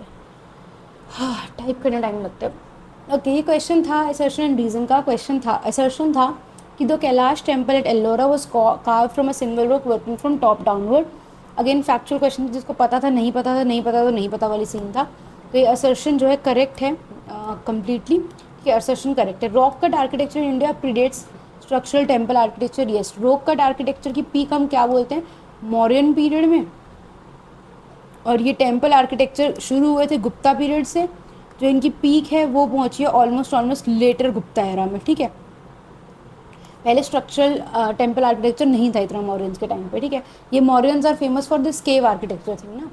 तो ये इसका कहना था कि both A R and too, but R is not the correct explanation है, क्योंकि इसमें एक्सप्लेनेशन क्या है हमारे पास, कि रॉक कट आर्किटेक्चर कब था, टेम्पल आर्किटेक्चर के आगे था या पीछे था, इस बात का कैलाश टेम्पल सिंगल रॉक से था या नहीं, और टॉप से डाउन और डाउन से टॉप हो, इसका कोई एक्सप्लेनेशन नहीं है ना। तो both A and R true, but R is not the correct explanation. This was the answer of this question. अब शुरू हो जाते हैं, कैलाश टेम्पल एल्लोरा सबसे रिवाइज करते हैं। क्या है, वर्ल्ड का सबसे बड़ा जो है मोनोलिथिक स्ट्रक्चर है। मोनोलिथिक मतलब मोनो यानी वन, लिथिक मतलब स्टोन, तो एक ही स्टोन से काव किया हुआ वर्ल्ड का सबसे बड़ा मोनोलिथिक स्ट्रक्चर है। इंडिया में 7 मोनोलिथिक टेम्पल्स हैं, ठीक है, 7 ही है ना। रुको, चलो इस बात को ठहरने दो अभी, I think 7 he, let me get back, in case मैं गलत ना बोल दूँ तो। मैं लिखती नहीं यहाँ पर जो भी चीज़ मुझे डाउट होता है, ठीक है। मतलब मैं जो कुछ भी स्क्रीन पे लिख रही हूँ वो मैं फैक्चुअली 100% करेक्ट लिख रही हूँ, ये मेरी तरफ से पक्का है, ठीक है। इसको काव कैसे किया गया था, vertically from top to bottom, जो कि क्वेश्चन के अंदर भी है कहाँ पर, ये केव नंबर 16 में है, देखो अब एसएससी जिस हिसाब से पूछ रहा है याद रख लोगे तो बेटर है, बट एटलीस्ट ये तो पता होना चाहिए। कोई पूछ ले कैलाश टेम्पल कहाँ पर है, तो अजंता एलोरा कौन सी केव्स में, तो एलोरा केव्स में। एलोरा केव्स कहाँ पर है, औरंगाबाद महाराष्ट्र में है। एंड पता है औरंगाबाद का क्या नाम हो गया है, SAM, ठीक है। फटाफट से कमेंट बॉक्स में लिख के बताओ कि औरंगाबाद का नया नाम क्या है, ठीक है। एक हिंदू मूवी भी आई थी इनके ऊपर, ठीक है, विक्की कौशल वटेवर, ठीक है। और ये कैसा, इसका जो आर्किटेक्चर वो कैसा द्राविडियन स्टाइल जैसा लगता है, ठीक है। किसका टेम्पल है, ऑब्वियसली बात है कैलाश टेम्पल की बात कर रहे हैं तो लॉर्ड शिवा का टेम्पल है। इसी में एक लाइक क्या बोलते हैं डिपिक्शन है, जो रावण ने जब माउंट कैलाश को हिलाया था इतनी ज़ोर ज़ोर की, तो उसका जो है डिपिक्शन है इस मंदिर के अंदर, ठीक है। बहुत बड़ा मंदिर है ये, मतलब पूरा वेल स्ट्रक्चर्ड है, इसका अपना अपना गोपुरम है। एंड क्या बोलते हैं इसके अंदर एक बैकयार्ड है इस मंदिर के अंदर स्पेसिफिकली, और नंदी जो हैं वो भी हैं शिवा के साथ इस मंदिर के अंदर। तो इट्स अ वेरी बिग मंदिर, नॉट लाइक छोटू सा, ठीक है। अच्छा, किसने बनवाया था, very important, Krishna the first ने बनवाया था, राष्ट्रकूटा किंग, तो राष्ट्रकूटा डायनेस्टी के कृष्णा फर्स्ट ने बनवाया था। ओके, अब रिवाइज करते हैं एलोरा केव्स। एलोरा केव्स हमारी क्या है, यूनेस्को वर्ल्ड हेरिटेज साइट है। कब बनी थी, 1983 में बनी थी। कितनी केव्स है इसमें, 34 केव्स है। यू नीड टू रिमेंबर कि 34 केव्स जो हैं, एलोरा केव्स क्या है हमारी, तीनों रिलीजन की है, Hindu Muslim, sorry shit, Hindu Jain and Buddhism, तीनों ही रिलीजन्स की जो है एलोरा केव्स है। लेकिन अजंता केव्स क्या है, एक्सक्लूसिवली बुद्धिस्ट है। 34 में से आधी कर दो, सबसे पहले सबसे ज़्यादा रिलीजन हिंदू का, ऐसे याद रखो, ठीक है। सबसे ज़्यादा हिंदू पॉपुलेशन इंडिया में, तो 17 कैसी हैं इनकी ब्राह्मणिकल केव्स हैं। फिर क्या है, 12 इनकी बुद्धिस्ट केव्स हैं, और 5 इनकी क्या है, जैन केव्स है। कैसे याद रखोगे, Jains are the smallest religious minority in India, तो इसलिए जैन को नीचे कर दे। ये मेरा याद रखने का तरीका है। तुम्हें डायरेक्टली 17, 12, 5 रह देते तो कोई दिक्कत नहीं है, नहीं भी याद करना तो मैं भी छोड़ सकते हो एसएससी के हिसाब से, बाकी भरोसा नहीं एसएससी का, ठीक है। और कहाँ है ये, अजंता से 100 किलोमीटर दूर है, ठीक है। और दो इसमें इंपॉर्टेंट केव्स, केव नंबर 14 को बोला जाता है रावण की खाई, and cave number 15 is Dashavatar temple, जो ये किसका है, ऑब्वियसली विष्णु जी का, ठीक है। ठीक से लिखूंगा इसको, वैसे सबको पता ही है दशावतार विष्णु जी का है ना, किसका है, लॉर्ड विष्णु का टेम्पल है, ठीक है। अजंता केव्स की बात करते हैं, कहाँ है, सह्याद्री रेंज, औरंगाबाद महाराष्ट्र में, किसके, वाघोरा रिवर के बैंक्स में है। 29 केव्स हैं, सारी की सारी बुद्धिस्ट है, जिसमें से 25 क्या है, विहाराज हैं, एंड 4 जो है चैत्यास है। जिसने भी, ओ माई गॉड, माई बैड, ठीक है, लिखा दिया मैंने, गलती कर दी तो सॉरी, टाइपिंग में मिस्टेक है, तो यहाँ पर ठीक कर देती हूँ। 25 जो हैं वो क्या है, विहारा है, जहाँ पे रहते थे लोग, मॉन्क्स रहते थे, रेजिडेंशियल हैं। और 4 क्या है, चैत्यास है, जो कि चैत्यास क्या होते हैं, प्रेयर हॉल्स होते हैं, ठीक है। केव नंबर 26 इंपॉर्टेंट है, क्योंकि वो किसको डिपिक्ट करती है, वहाँ पर किसका स्कल्पचर है, महापरिनिर्वाण ऑफ लॉर्ड बुद्धा का, ठीक है। इसको किसने किया था, हरिसेना नहीं है, हरिसेना है, याद रखना। Harisena is the court poet, याद है, कोर्ट पोएट हरिसेना। लेकिन यहाँ पे हम किसकी बात करें, वाकाटका डायनेस्टी के किंग की बात करें, हरिसेना की, जिन्होंने इसको क्या किया था, इनके अंडर इनके पैट्रोनेज हुई थी, बनी थी, ठीक है। और ये 2 इंपॉर्टेंट पॉइंट्स है, पूछे जा चुके कॉम्पिटेटिव एग्जाम्स में, एसएससी में तो नहीं शायद, बट हैं इंपॉर्टेंट, तो याद रखना कि फ्रेस्को पेंटिंग टेक्निक यूज़ हुई थी अजंता के अंदर। जैसे कि one of the paintings here is called dying princess, एंड उसको वो फ्रेस्को पेंटिंग टेक्निक का ही एग्जाम्पल है। और इसके अंदर कहीं पर भी ब्लू कलर नहीं है, ब्लू कलर था ही नहीं रॉक कट आर्किटेक्चर के टाइम पर, ठीक है। चलो ओके, क्वेश्चन नंबर 13 पे चलते हैं। हॉकी के मेडल्स की बात की हुई है, इस क्वेश्चन का आंसर स्पेन है आई गेस, ठीक है। मेरे को याद तो नहीं था, बट अब मैंने आपके लिए सारा डाटा अपने नोट से इकट्ठा कर लिया है। And let's revise Indian hockey, ठीक है। इंडियन हॉकी का पहला ओलंपिक गोल्ड हमारे पास कब आया था, 1928 में, जो कि नीदरलैंड्स में ओलंपिक्स हुए थे। हमने एम्स्टरडेम को डिफीट किया था। सबसे ज़्यादा गोल्स जिसने किए थे, जो प्रोमिनेंट निकल के आए थे, हमारे मेजर ध्यानचंद निकल के आए थे। उस टाइम पे कैप्टन थे जयपाल सिंह, ठीक है। आज तक इंडिया ने टोटल 8 गोल्ड जीते ओलंपिक्स पे। 1928 में जीते थे, तो फिर 4-4 करते करते जितने भी 6 ओलंपिक्स हुए कंसेक्यूटिव, उनमें जीते थे हमने। उसके बाद हमने 1964 में जीता, और उसके बाद 1980 में जीता, ठीक है। पेरिस 2024 के ओलंपिक्स में इंडिया ने क्या जीता था, ब्रॉन्ज जीता था, स्पेन को डिफीट करके। 2020 के टोक्यो ओलंपिक्स में भी इंडिया ने ब्रॉन्ज जीता था, उस टाइम जर्मनी को डिफीट किया था। लेकिन तब ये हुआ था कि जो 1980 के बाद, ये 2020 के टोक्यो ओलंपिक्स एक्चुअली में तो 2021 में हुए थे ना, कोविड की वजह से। तो जो ये 41 ईयर्स के बाद जाके इंडिया ने जो है हॉकी में ओलंपिक मेडल जीता था, ये बात पूछी जा सकती है आपसे, तो इसको याद रखना, अच्छा। और इसमें जो है PR सुदेश ने रिटायर भी कर दिया था, ठीक है। ओके, वर्ल्ड कप की बात करें तो इंडिया हॉकी का वर्ल्ड कप आज तक एक बार जीती है, कब, 1975 में मलेशिया में पाकिस्तान को डिफीट किया था। अच्छा, हॉकी वर्ल्ड कप सबसे ज़्यादा बार कौन जीता, एक्चुअली में पाकिस्तान जीते 4 बार, ठीक है। 2026 का हॉकी वर्ल्ड कप कहाँ होने वाला है, नीदरलैंड्स और बेल्जियम मिलके होस्ट करने वाले हैं, ठीक है। इंडिया ने हॉकी का वर्ल्ड कप कब होस्ट किया था? 4 बार। 1982 में मुंबई में, 2010 में दिल्ली में, 2018 और 2023 में भुवनेश्वर में, 23 में रोड़केला और भुवनेश्वर दोनों थे। ठीक है, कर लोगे इस पूरे कंटेंट को रिवाइज, सिर्फ बार बार पढ़ना है, सारी चीज़ें याद हो जाएंगी। ठीक है, वैसे तो हो सकता है 1-2 बार पढ़ने से हो जाए। अगले पे चलते हैं। था who took over the chief information commissioner of India succeeding Hiralal Samariya. Again रटने वाला क्वेश्चन है, यू कांट मतलब एक्सप्लेन एनीथिंग इन दिस, तो इसका आंसर है Rajkumar Goyal. Mister Rajkumar Goyal has become the new chief information commissioner of India. But क्योंकि इस क्वेश्चन में तो कुछ समझने का है नहीं, लेकिन हम ऐसे छोड़ेंगे नहीं, तो हम पूरा का पूरा क्या करेंगे, चीफ इन्फॉर्मेशन कमीशन जो हमारी बॉडी है उसके बारे में रिवाइज करते हैं। सबसे पहली बात क्या है, ये स्टैट्यूटरी बॉडी है। पता है बॉडीज़ कैसी होती है हमारी? स्टैट्यूटरी बॉडीज़ होती हैं हमारे पास कॉन्स्टिट्यूशनल बॉडीज़ होती है, हमारे पास नॉन कॉन्स्टिट्यूशनल बॉडीज़ होती हैं, कॉन्स्टिट्यूशनल एग्जीक्यूटिव बॉडीज़ होती है। कॉन्स्टिट्यूशनल कैसे होती है? जो कॉन्स्टिट्यूशन में मेंशन थी, है ना। कॉन्स्टिट्यूशन में कौन सी बॉडीज़ मेंशन थी हमारे पास? इलेक्शन कमीशन, यूपीएससी, एसपीएससी, ये सारी कैसी होती है? हमारी कॉन्स्टिट्यूशनल बॉडीज़ होती हैं। ठीक है, देन एग्जीक्यूटिव बॉडीज़ क्या होती हैं? जो कि एक ऑर्डर ऑफ गवर्नमेंट से बनाई जाती है, order of resolution of parliament से, सॉरी गवर्नमेंट नहीं बोलना चाहिए था, पार्लियामेंट के किसी रेजोल्यूशन से एक ऑर्डर पास होता है और उससे एग्जीक्यूटिव बॉडी बनाई जाती है, जैसे कि नीति आयोग। ठीक है, स्टैट्यूटरी बॉडी क्या होती है? जो किसी एक्ट के थ्रू बनाई जाती है। ठीक है, कॉन्स्टिट्यूशन में ओरिजिनली नहीं थी, लेकिन अब एक एक्ट पास कर दिया गया और उसके थ्रू बनाई गई है। तो चीफ इंफॉर्मेशन कमीशन क्या है? स्टैट्यूटरी बॉडी है, जिसको राइट टू इन्फॉर्मेशन एक्ट 2005 के तहत जो है बनाया गया था। दिल्ली में इसके हेडक्वार्टर्स है। कॉम्पोजिशन क्या है? एक तो चीफ इंफॉर्मेशन कमिश्नर होंगे, जैसे कि अभी हमने पढ़ा राजकुमार गोयल जी हैं। उसके बाद इसमें मैक्सिमम से maximum up to 10 information commissioners हो सकते हैं। ये कैसी बॉडी है? क्वासी जुडिशियल बॉडी है, यानी कि कोर्ट नहीं है लेकिन कोर्ट की तरह एक्ट कर सकते हैं। ठीक है, और क्या है, इसको अनरिस्ट्रिक्टेड एक्सेस टू रिपोर्ट्स है, यानी कभी भी अगर चीफ इंफॉर्मेशन कमिश्नर कोई या ये बॉडी अगर कोई भी रिपोर्ट्स की डिमांड करती है तो कोई भी सरकार की बॉडी इनको मना नहीं कर सकती है। ठीक है, अनरिस्ट्रिक्टेड एक्सेस टू रिपोर्ट्स के बारे में इनको। उसके अलावा सेंट्रल गवर्नमेंट को अपनी एनुअल रिपोर्ट सबमिट करती है और फिर गवर्नमेंट ये रिपोर्ट क्या करती है? दोनों हाउसेज क्या लिखते हैं, LS, both houses, Lok Sabha and Rajya Sabha को गवर्नमेंट वो क्या करते हैं? उस रिपोर्ट को प्रेजेंट करती है। अच्छा, जो चीफ इंफॉर्मेशन कमिश्नर है, CIC, जो हमने क्वेश्चन में पढ़ा, कमीशन की बात नहीं कर रहे, चीफ इंफॉर्मेशन कमिश्नर की बात कर रहे हैं। उनको कौन अपॉइंट करते हैं? प्रेसिडेंट अपॉइंट करते हैं। रिकमेंड कौन करते हैं? कमेटी रिकमेंड करती है, जिसमें क्या होता है? Prime minister. ऑब्वियसली किसी कमेटी में प्राइम मिनिस्टर है तो उस कमेटी के चेयरमैन भी क्या ही होंगे? प्रेसिडेंट ही होंगे।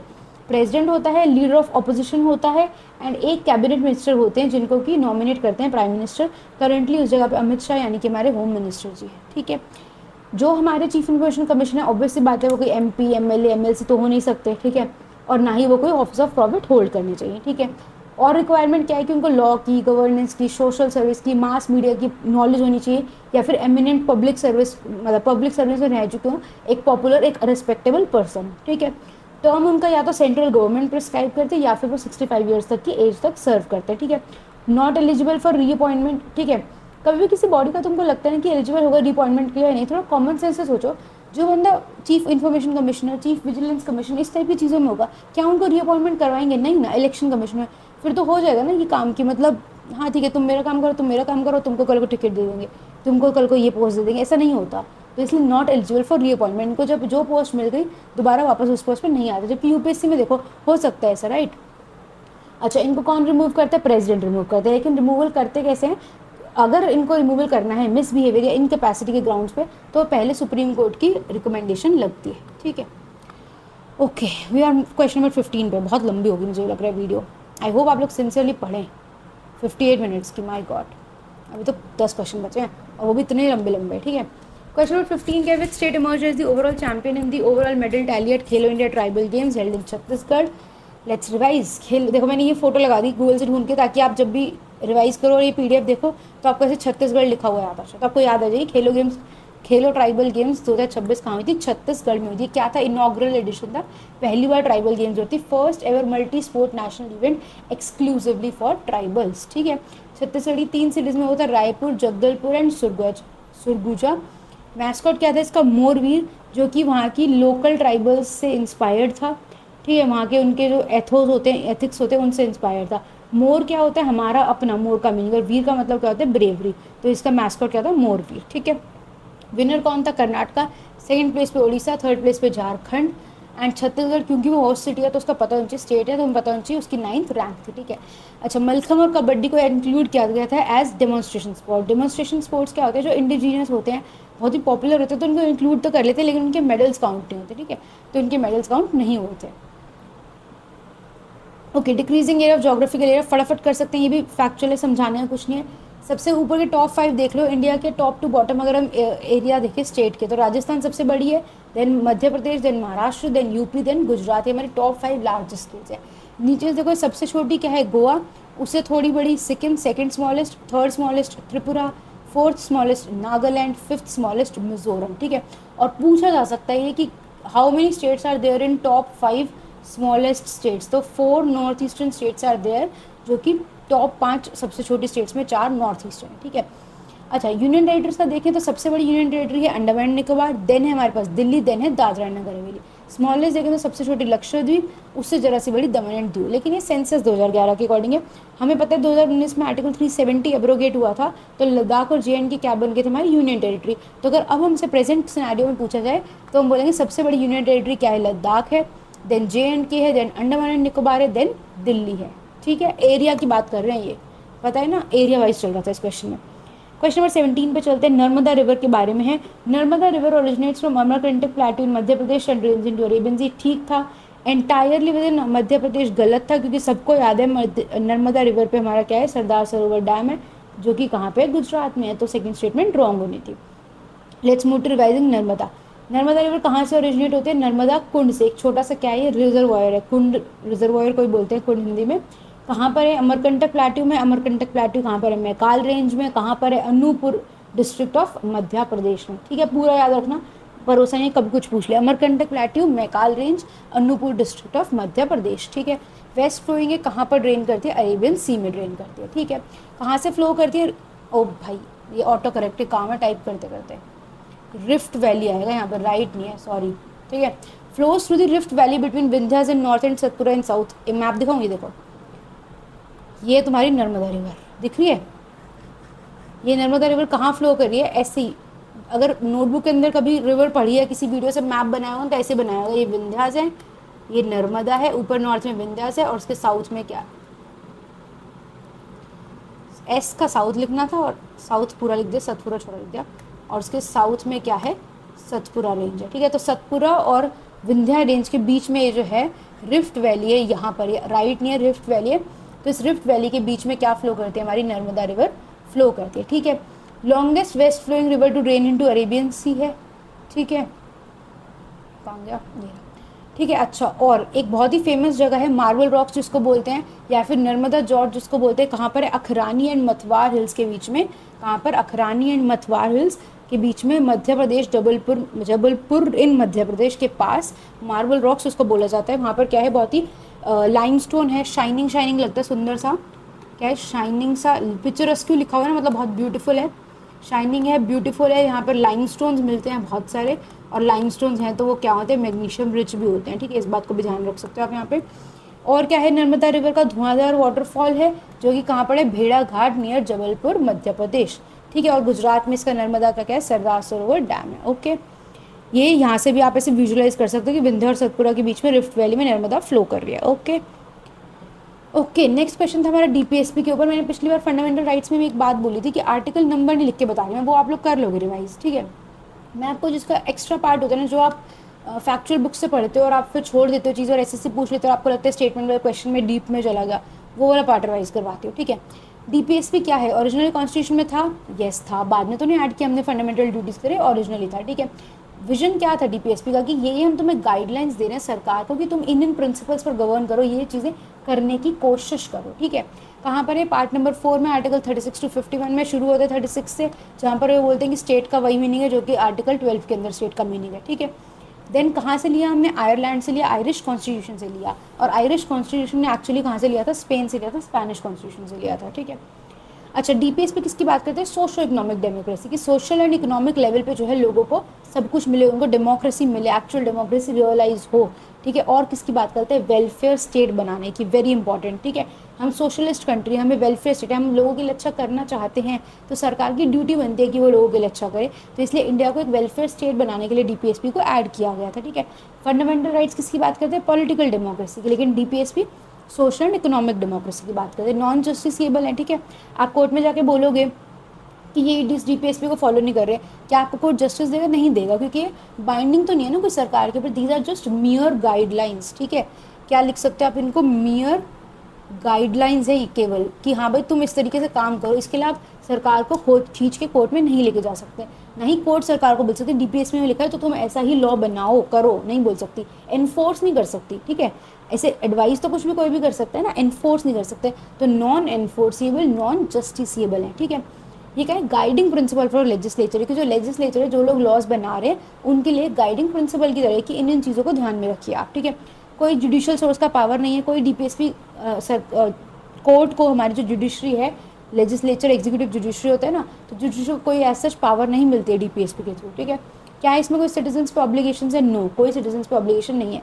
लेकिन यही बात फंडामेंटल राइट में पूछी जाए तो येस है ना, बिकॉज सिटीजन्स भी एक दूसरे को डिस्क्रिमिनेट नहीं कर सकते। अनटचेबिलिटी वाला जो है वो, जैसे कि एक चीज़ होती है फंडामेंटल राइट में, शायद मैंने पढ़ाई थी लास्ट टाइम, कि फंडामेंटल राइट्स कैसे हो सकते हैं? स्टेट्स के अगेंस्ट भी हो सकते हैं, प्रोटेक्ट कर सकते हैं आपको, और आपको इंडिविजुअल्स के अगेंस्ट भी।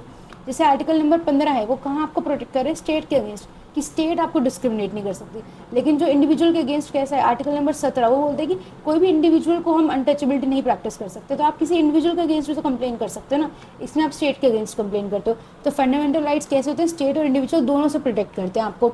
तो यानी कि स्टेट और सिटीजन्स दोनों पे ऑब्लिगेशन है, लेकिन डीपीएसपी किसी पे भी कोई ऑब्लिगेशन नहीं है। गवर्नमेंट पे क्या है? कोई लीगल ऑब्लिगेशन तो नहीं है, लेकिन हम कहते हैं कि मोरल और पॉलिटिकल ड्यूटी है डीपीएसपी में। देखिए डीपीएसपी में जो बातें लिखी होती है उन्हीं को सोच के समझ के जो है पॉलिटिकल प्रोमिस किए जाते हैं, तो एक sort of political and moral duty मानी जाती है, ठीक है।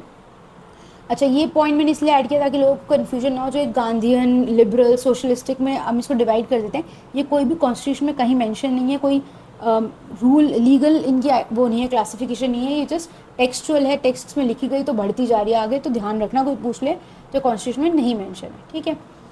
अच्छा, एक चीज़ होती है डॉक्ट्राइन ऑफ हार्मोनियस कंस्ट्रक्शन। इस डॉक्ट्राइन को अप्लाई किया था कोर्ट ने Kesavananda Bharati versus state of Kerala case 1973 में, और क्या बोला था कि फंडामेंटल राइट्स और डीपीएसपी का जो है बैलेंस मेंटेन करना ज़रूरी है। और ये ऐसे फ्रेजेस को याद रखा करो कि एक दूसरे को कॉम्प्लीमेंट कर दें, एक दूसरे के पूरक हैं रादर देन एक दूसरे के आपस में लड़ाई करने की बजाय, ठीक है। तो ये complement each other rather than being in conflict with each other. Similarly Minerva Mills 1980 के केस में भी क्या बोला था उन्होंने? सुप्रीम कोर्ट ने बोला था कि जो फंडामेंटल राइट्स और डीपीएसपी है like two wheels of a charity, याद रखना है कि ये एक चैरियट के दो व्हील्स की तरह, एक गाड़ी के दो पहियों की तरह हैं, ये हार्मोनी एंड बैलेंस में होने चाहिए। और इसीलिए जो है दोनों क्या है? बेसिक स्ट्रक्चर, डॉक्ट्राइन की बेसिक स्ट्रक्चर में इंक्लूडेड है, कॉन्स्टिट्यूशन के बेसिक फीचर्स का पार्ट है। Okay, let's move to question number 20। इस क्वेश्चन का अगेन मुझे तो नहीं लगता किसी ने क्वेश्चन इतनी डीपली अंदर से पढ़ा होगा, किसी ने पढ़ा हुआ है तो वेल एंड गुड। तो मैंने लिख दिया, इस क्वेश्चन का आंसर नंबर ए है, यानी कि जो सरस्वती वीणा होती है वो कर्नाटिक म्यूजिक में यूज़ होती है। टिपिकली कार्व होती है जैकफ्रूट वुड से, एंड उसमें 4 स्ट्रिंग्स होती है मेलोडी की और 3 ड्रोन स्ट्रिंग्स होते हैं, ठीक है। याद करना चाहो तो कर लेना, मैंने लिख दिया है ताकि जिसको अच्छे से रिवाइज है वो एक बार यहाँ से रीड कर लेना, क्या पता कब कौन सी चीज़ पेपर में सडनली याद आ जाए, ठीक है। देखो सेकंड स्टेटमेंट थी Rudra veena use in Hindustani music, और फिर लिखा था primarily associated with Carnatic dance recitals. तो ये एलिमिनेट हो सकती थी, बट इस आंसर तक पहुंचना स्टिल डिफिकल्ट था क्योंकि बाकी दोनों का हमें पता नहीं था, ठीक है। चलिए ये भी कर सकते थे कि मोहन वीणा सबको पता है पंडित रविशंकर की नहीं थी, बट स्टिल ए और सी में भी मतलब कैसे करते ना। विचित्र वीणा हमें नहीं पता कि साउथ इंडियन टेम्पल में क्या है, इतना डीपली मान लो किसी ने नहीं पढ़ा हुआ तो मैंने एक एक लाइन लिख दी है सबकी, तो इसको रिवाइज कर लेना कि सरस्वती वीणा क्या है? कर्नाटिक म्यूजिक की है। ट्रेडिशनली किससे कार्व की गई थी? Jackfruit would say. 4 melody strings होते हैं, 3 ड्रोन स्ट्रिंग्स होते हैं और फ्रेटेड होती है, ठीक है। रुद्र वीणा कैसे? हिंदुस्तानी म्यूजिक की है, ध्रुपद में यूज होती है। 2 लार्ज रेजोनेटिंग कॉर्ड्स होते हैं, इसमें तुम्बास और एक नहीं होता जैसे कि ऑप्शन में था, और ये फ्रेटेड होती है, ठीक है। विचित्र वीणा कैसे? हिंदुस्तानी म्यूजिक की, अगेन फ्रेटलेस इंस्ट्रूमेंट है, ये फ्रेटेड है, ये फ्रेटेड है, ये फ्रेटलेस है, ठीक है। और इसमें कोई glass, paper weight on strings होता है, बोर्ड नहीं होती, ये बात याद रख लेना, ठीक है। मोहन वीणा किसकी थी? पंडित विश्व मोहन भट्ट ने की थी, ना कि रविशंकर ने। और ये एक modified arc top Hawaiian guitar होता है जिसको कि हिंदुस्तानी म्यूजिक में यूज़ किया जाता है, ठीक है। यहाँ से इसको एक एक बार रीड कर लें, जितना याद रहे well and good. Chandrayaan 3, 4, 5 important है, इसको रिवाइज करते हैं। क्या है चंद्रयान 3? कब लॉन्च हुआ था? 14 जुलाई 2023 को लॉन्च हुआ था। लैंडिंग इसकी हुई थी 23 अगस्त 2023 को, यानी कि पूरे 41 दिन की जो है जर्नी करके आया था, ठीक है। और कैसे गया था? LMV-3M4 रॉकेट से गया था। कहाँ से गया था? श्रीहरिकोटा से गया था। लैंडिंग की कहाँ थी इसने? लूनर साउथ पोल पे, ऑलमोस्ट 69 डिग्री साउथ के अप्रॉक्स इसने लैंडिंग की थी। कहाँ पे? मून के साउथ पोल के पास, ठीक है। अच्छा, फर्स्ट कंट्री थी India to soft land near the lunar south pole. ये बात याद रखना, वेरी इंपॉर्टेंट पॉइंट है कि India became the first country जिसने लूनर साउथ पोल पे एकदम ऑलमोस्ट ऑलमोस्ट सॉफ्ट लैंडिंग की थी। ठीक है, लैंडर कौन था? विक्रम। प्रज्ञान क्या था? हमारा रोवर था, एक रोबोटिक व्हीकल था। प्रज्ञान ही था जिसने एक्चुअली में लूनर सोइल वहाँ पे उठाई थी एंड उसका केमिकल एनालिसिस किया था। ठीक है, तो विक्रम लैंडर, प्रज्ञान रोवर। ठीक है, first country lunar south pole के केस में फर्स्ट कंट्री थी, लेकिन ओवरऑल मून पे लैंड करने के लिए हम कौन थे? फोर्थ स्पेस एजेंसी से। ठीक है, इन सी तो केमिकल एनालिसिस कहते हैं, ये वहीं पर जाकर के जो सॉइल मिली उसका वहीं पर एनालिसिस करके आए थे, वापस लेकर नहीं आए थे, ये बात याद रखना। ठीक है, ब्रिंग इट बैक नहीं किया था हमने 2023 वाले चंद्रयान 3 में। ठीक है, और क्या प्रेजेंस किया था कि सल्फर, एल्यूमिनियम, आयरन, कैल्शियम, ये सब चीज़ें लूनर सरफेस पर हैं, ये कन्फर्म किया था चंद्रयान 3 ने। अब 2027-28 में जाकर के क्या होगा? हमारा चंद्रयान 4 होगा। ठीक है, इसका क्या एम है कि 3 kg तक की जो लूनर सॉइल है उसको वापस लेकर के आएगा, वहाँ से सॉइल और रॉक को ऑलमोस्ट 3 kg उठा करके लेकर आएगा मून से अर्थ पर वापस। ठीक है, लैंडिंग साइट क्या आएगी? अगेन इसका southern polar region of moon in close proximity to PSI, यानी कि जो परमानेंटली शैडोड रीजन है, जो जहाँ तक आज नहीं गए हैं वहाँ पर जाएंगे हम उसके पास। एंड सदर्न पोलर रीजन है तो देयर इज़ अ पॉसिबिलिटी कि वहाँ पर हमें आइस भी मिल सकती है। ठीक है, अच्छा, ये क्या था? जो चंद्रयान 3 था ना, ये देखो सिंगल व्हीकल था, LMV-3 M4 रॉकेट था, लेकिन इसके केस में इसको क्या है? डबल व्हीकल चाहिए, इसकी डुअल लॉन्च स्ट्रैटेजी है। इसको एक LMV-3 रॉकेट भी चाहिए और PSLV भी चाहिए, और इसके 5 डिस्टिंक्ट मॉड्यूल्स है जो वहाँ पर अपने आप मून पर ही लैंड करेंगे और वहीं पर खुद से ऑटोमेटिकली असेंबल हो जाएंगे। ठीक है, वहीं पर डॉक होंगे, उससे निकलेंगे एयरक्राफ्ट से जो भी होगी, और क्या बोलते हैं, वहीं पर आपस में असेंबल करके जो भी काम करना होगा उनको करेंगे। ठीक है, then there is Chandrayaan 5 also which is called LUPEX. LUPEX क्या है? Lunar polar exploration mission. ये कब होगा? ऑलमोस्ट 2028 के अप्रॉक्सीमेटली होगा, अभी कहीं पे ऑफिशियली बताया नहीं गया। कौन कर रहा है इसको? इंडिया प्लस जापान, तो यानी कि इसरो प्लस जापान, जापान की जो स्पेस एजेंसी है। ठीक है, इसका जो लैंडर है वो हम बना रहे हैं, इसरो वाले, और जो रोवर है और जिसका H3 लॉन्च व्हीकल है वो कौन बना रहा है? JAXA बना रहा है, और ऑलमोस्ट 100 डेज का हो सकता है ये मिशन। ठीक है, इसमें क्या करेंगे? देखो, चंद्रयान 3 में हमने क्या किया? वहीं पर जाके इन सीटू, यानी जो वहाँ पर साइट पर ही जाकर के हमने सॉइल को एनालाइज किया था। चंद्रयान 4 में हम बोल रहे हैं कि इंडिया हमारा अकेले का इंडिया का है, और हम 3 kg की लूनर सॉइल और रॉक को लेकर आएंगे। चंद्रयान 5 जो कि हम जापान के साथ करें, उसमें हम कह रहे हैं कि हम वहाँ पर वाटर मैपिंग करेंगे, कहाँ कहाँ पानी है, कैसा है, और वहाँ पर उसके जो मून का सरफेस है उस पर ड्रिलिंग भी कर सकते हैं। ठीक है, ओके, थक गए। ये तो बहुत लंबा क्वेश्चन हो जाएगा, साउथ वेस्ट मानसून का पढ़ते हैं। ठीक है, ओके, शुरू हो जाओ। चलो, सबसे पहले साउथ वेस्ट मानसून की बात करते हैं। सबसे पहले फैक्चुअल बातें करें कि फर्स्ट जो साउथ वेस्ट मानसून की रेन आती है वो अंडमान एंड निकोबार में आती है, मिड मई में 15 से 20 मई के बीच में आती है। अगर आपसे पेपर में पूछा जाए, थोड़ा सा कॉन्टेस्टेड चीज़ है। ठीक है, इस क्वेश्चन में मेरे को बाद में रियलाइज हुआ, मैंने भी फ्लो में Kerala is the first state और यूटी मार्क किया, एंड मैंने क्या किया था? 2 को एलिमिनेट किया था आई थिंक, एंड देन मैंने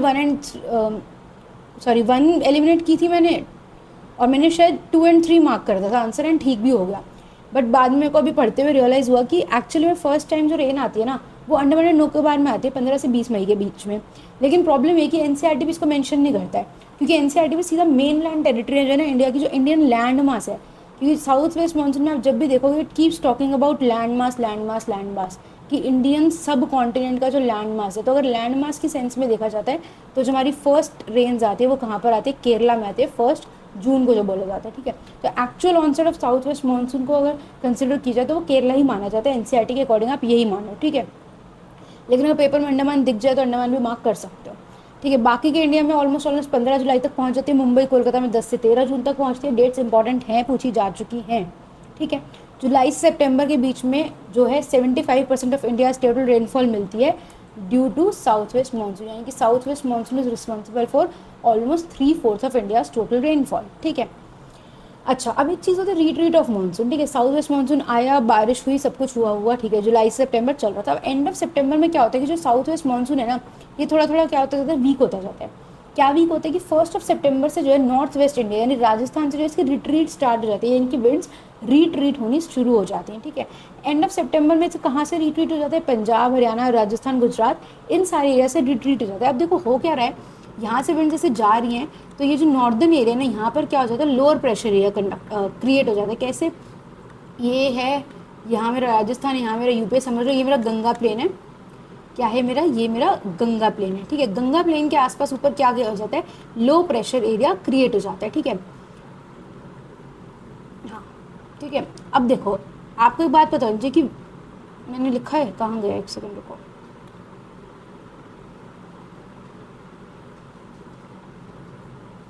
एक सेकंड, एक चीज़ मेंशन नहीं की मैंने,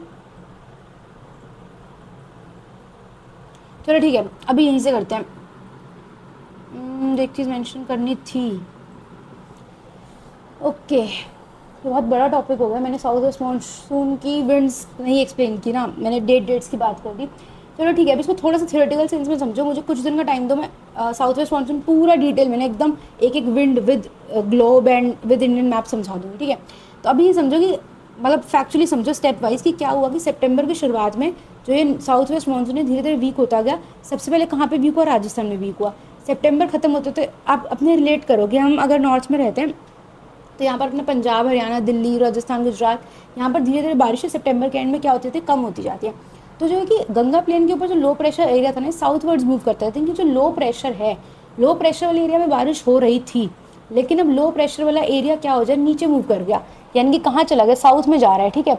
और तो लो प्रेशर एरिया साउथ में जा रहा है, तो नॉर्थ में क्या बन गया, वापस से हाई प्रेशर एरिया बन गया। तो अक्टूबर तक क्या होता है, जो लो प्रेशर एरिया है पूरा पूरा कहाँ पहुँच जाता है, कांगड़ा पेन, ये रहा यहाँ तक पहुँच जाता है बे ऑफ बंगाल तक, और यहाँ साउथ सदर्न पेनिनसुला तक पहुँच जाता है। तो बे ऑफ बंगाल में जब अब जो विंड फ्लो कर रही है ना, वो क्या करते हैं, क्योंकि यहाँ पर हाई प्रेशर एरिया बन गया, यहाँ पर उसको मॉइस्चर मिलता है, वो इस मॉइस्चर को उठाती है और ये बे ऑफ बंगाल से उठ के यहाँ आ जाती है, ठीक है। तो क्या होता है कि नवंबर तक आते थे कर्नाटका, तमिलनाडु, श्रीलंका, इन सब एरियाज में क्या हो जाती है, जो मॉइस्चर वाली विंड्स थी बे ऑफ बंगाल से उठ के नीचे आती जाती है, यहाँ पर क्या हो जाती है, बारिश होने लग जाती है। सबसे ज़्यादा बारिश जो रिट्रीटिंग मानसून के कारण मिलती है वो किसको मिलती है, तमिलनाडु को मिलती है, ठीक है। जो हमारी विंड्स होती है वो देखो कहाँ से विंड ब्लो करती है, हमारी लैंड से सी विंड ब्लो कर रही है, ठीक है। क्यों, क्योंकि लैंड जो है वो अक्टूबर के महीने में अगर हम बात करें तो लैंड जल्दी कूल होगा ना एज कम्पेयर टू सी।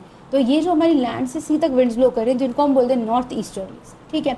अब इस टाइम पे क्या हो रहा है कि अक्टूबर के टाइम पे यहाँ तो रिट्रीट ऑफ मानसून चल गया नीचे, तो ऊपर अभी बताया ना हाई प्रेशर एरिया क्रिएट हो गया, तो हाई प्रेशर एरिया में क्रिएट हो गया तो वहाँ पर क्या हो जाता है, फिर से थोड़ी हीट आ जाती है। तो इस टाइम पे नॉर्थ इंडिया में स्काइज कैसे होते हैं, क्लियर, यानी कि बारिश नहीं हो रही, टेम्परेचर क्या हो जाता है, बढ़ जाता है, वेदर ड्राई हो जाता है, तो यहाँ पे ड्राई हीट हो जाती है और इसको हम बोलते हैं अक्टूबर हीट फिनोमिना, ठीक है।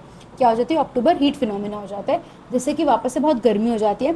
लेकिन सेकंड हाफ ऑफ अक्टूबर में वापस से टेम्परेचर फॉल करने लग जाता है इन नॉर्थ इंडिया एज वेल। तो जब नॉर्थ इंडिया में अक्टूबर हीट होती है, जब नॉर्थ इंडिया में अक्टूबर हीट हो रही है, तो साउथ इंडिया में स्पेसिफिकली तमिलनाडु जो है एक गुड अमाउंट ऑफ रेनफॉल ले रहा है due to retreat of monsoon, ठीक है। ये क्लियर हो गया कॉन्ट्रास्ट, यही कॉन्ट्रास्ट इंपॉर्टेंट, ठीक है। और जब ये रिट्रीट ऑफ मानसून की वजह से यहाँ वाले एरिया में सबसे ज़्यादा ये ऐसे था ना, ये बे ऑफ बंगाल से सदर्न पेनिनसुला है, यहाँ पर तमिलनाडु को बहुत सारी बारिश मिली, तो जी ये वाली बे ऑफ बंगाल के कोस्टल एरियाज है ना, ये सारे वाले समझ गए आप ऑलरेडी, उड़ीसा, चेन्नई, ये सब हो जाएंगे। तो यहाँ पर क्या हो जाते हैं, साइक्लोन्स आने लग जाते हैं on the eastern coast of southern peninsula, ठीक है। मैंने बहुत जगह पे एग्जैक्ट इनसाइड टर्मिनोलॉजी यूज़ करने की कोशिश की ताकि स्टेटमेंट वाले क्वेश्चन में आपको आसानी हो, ठीक है।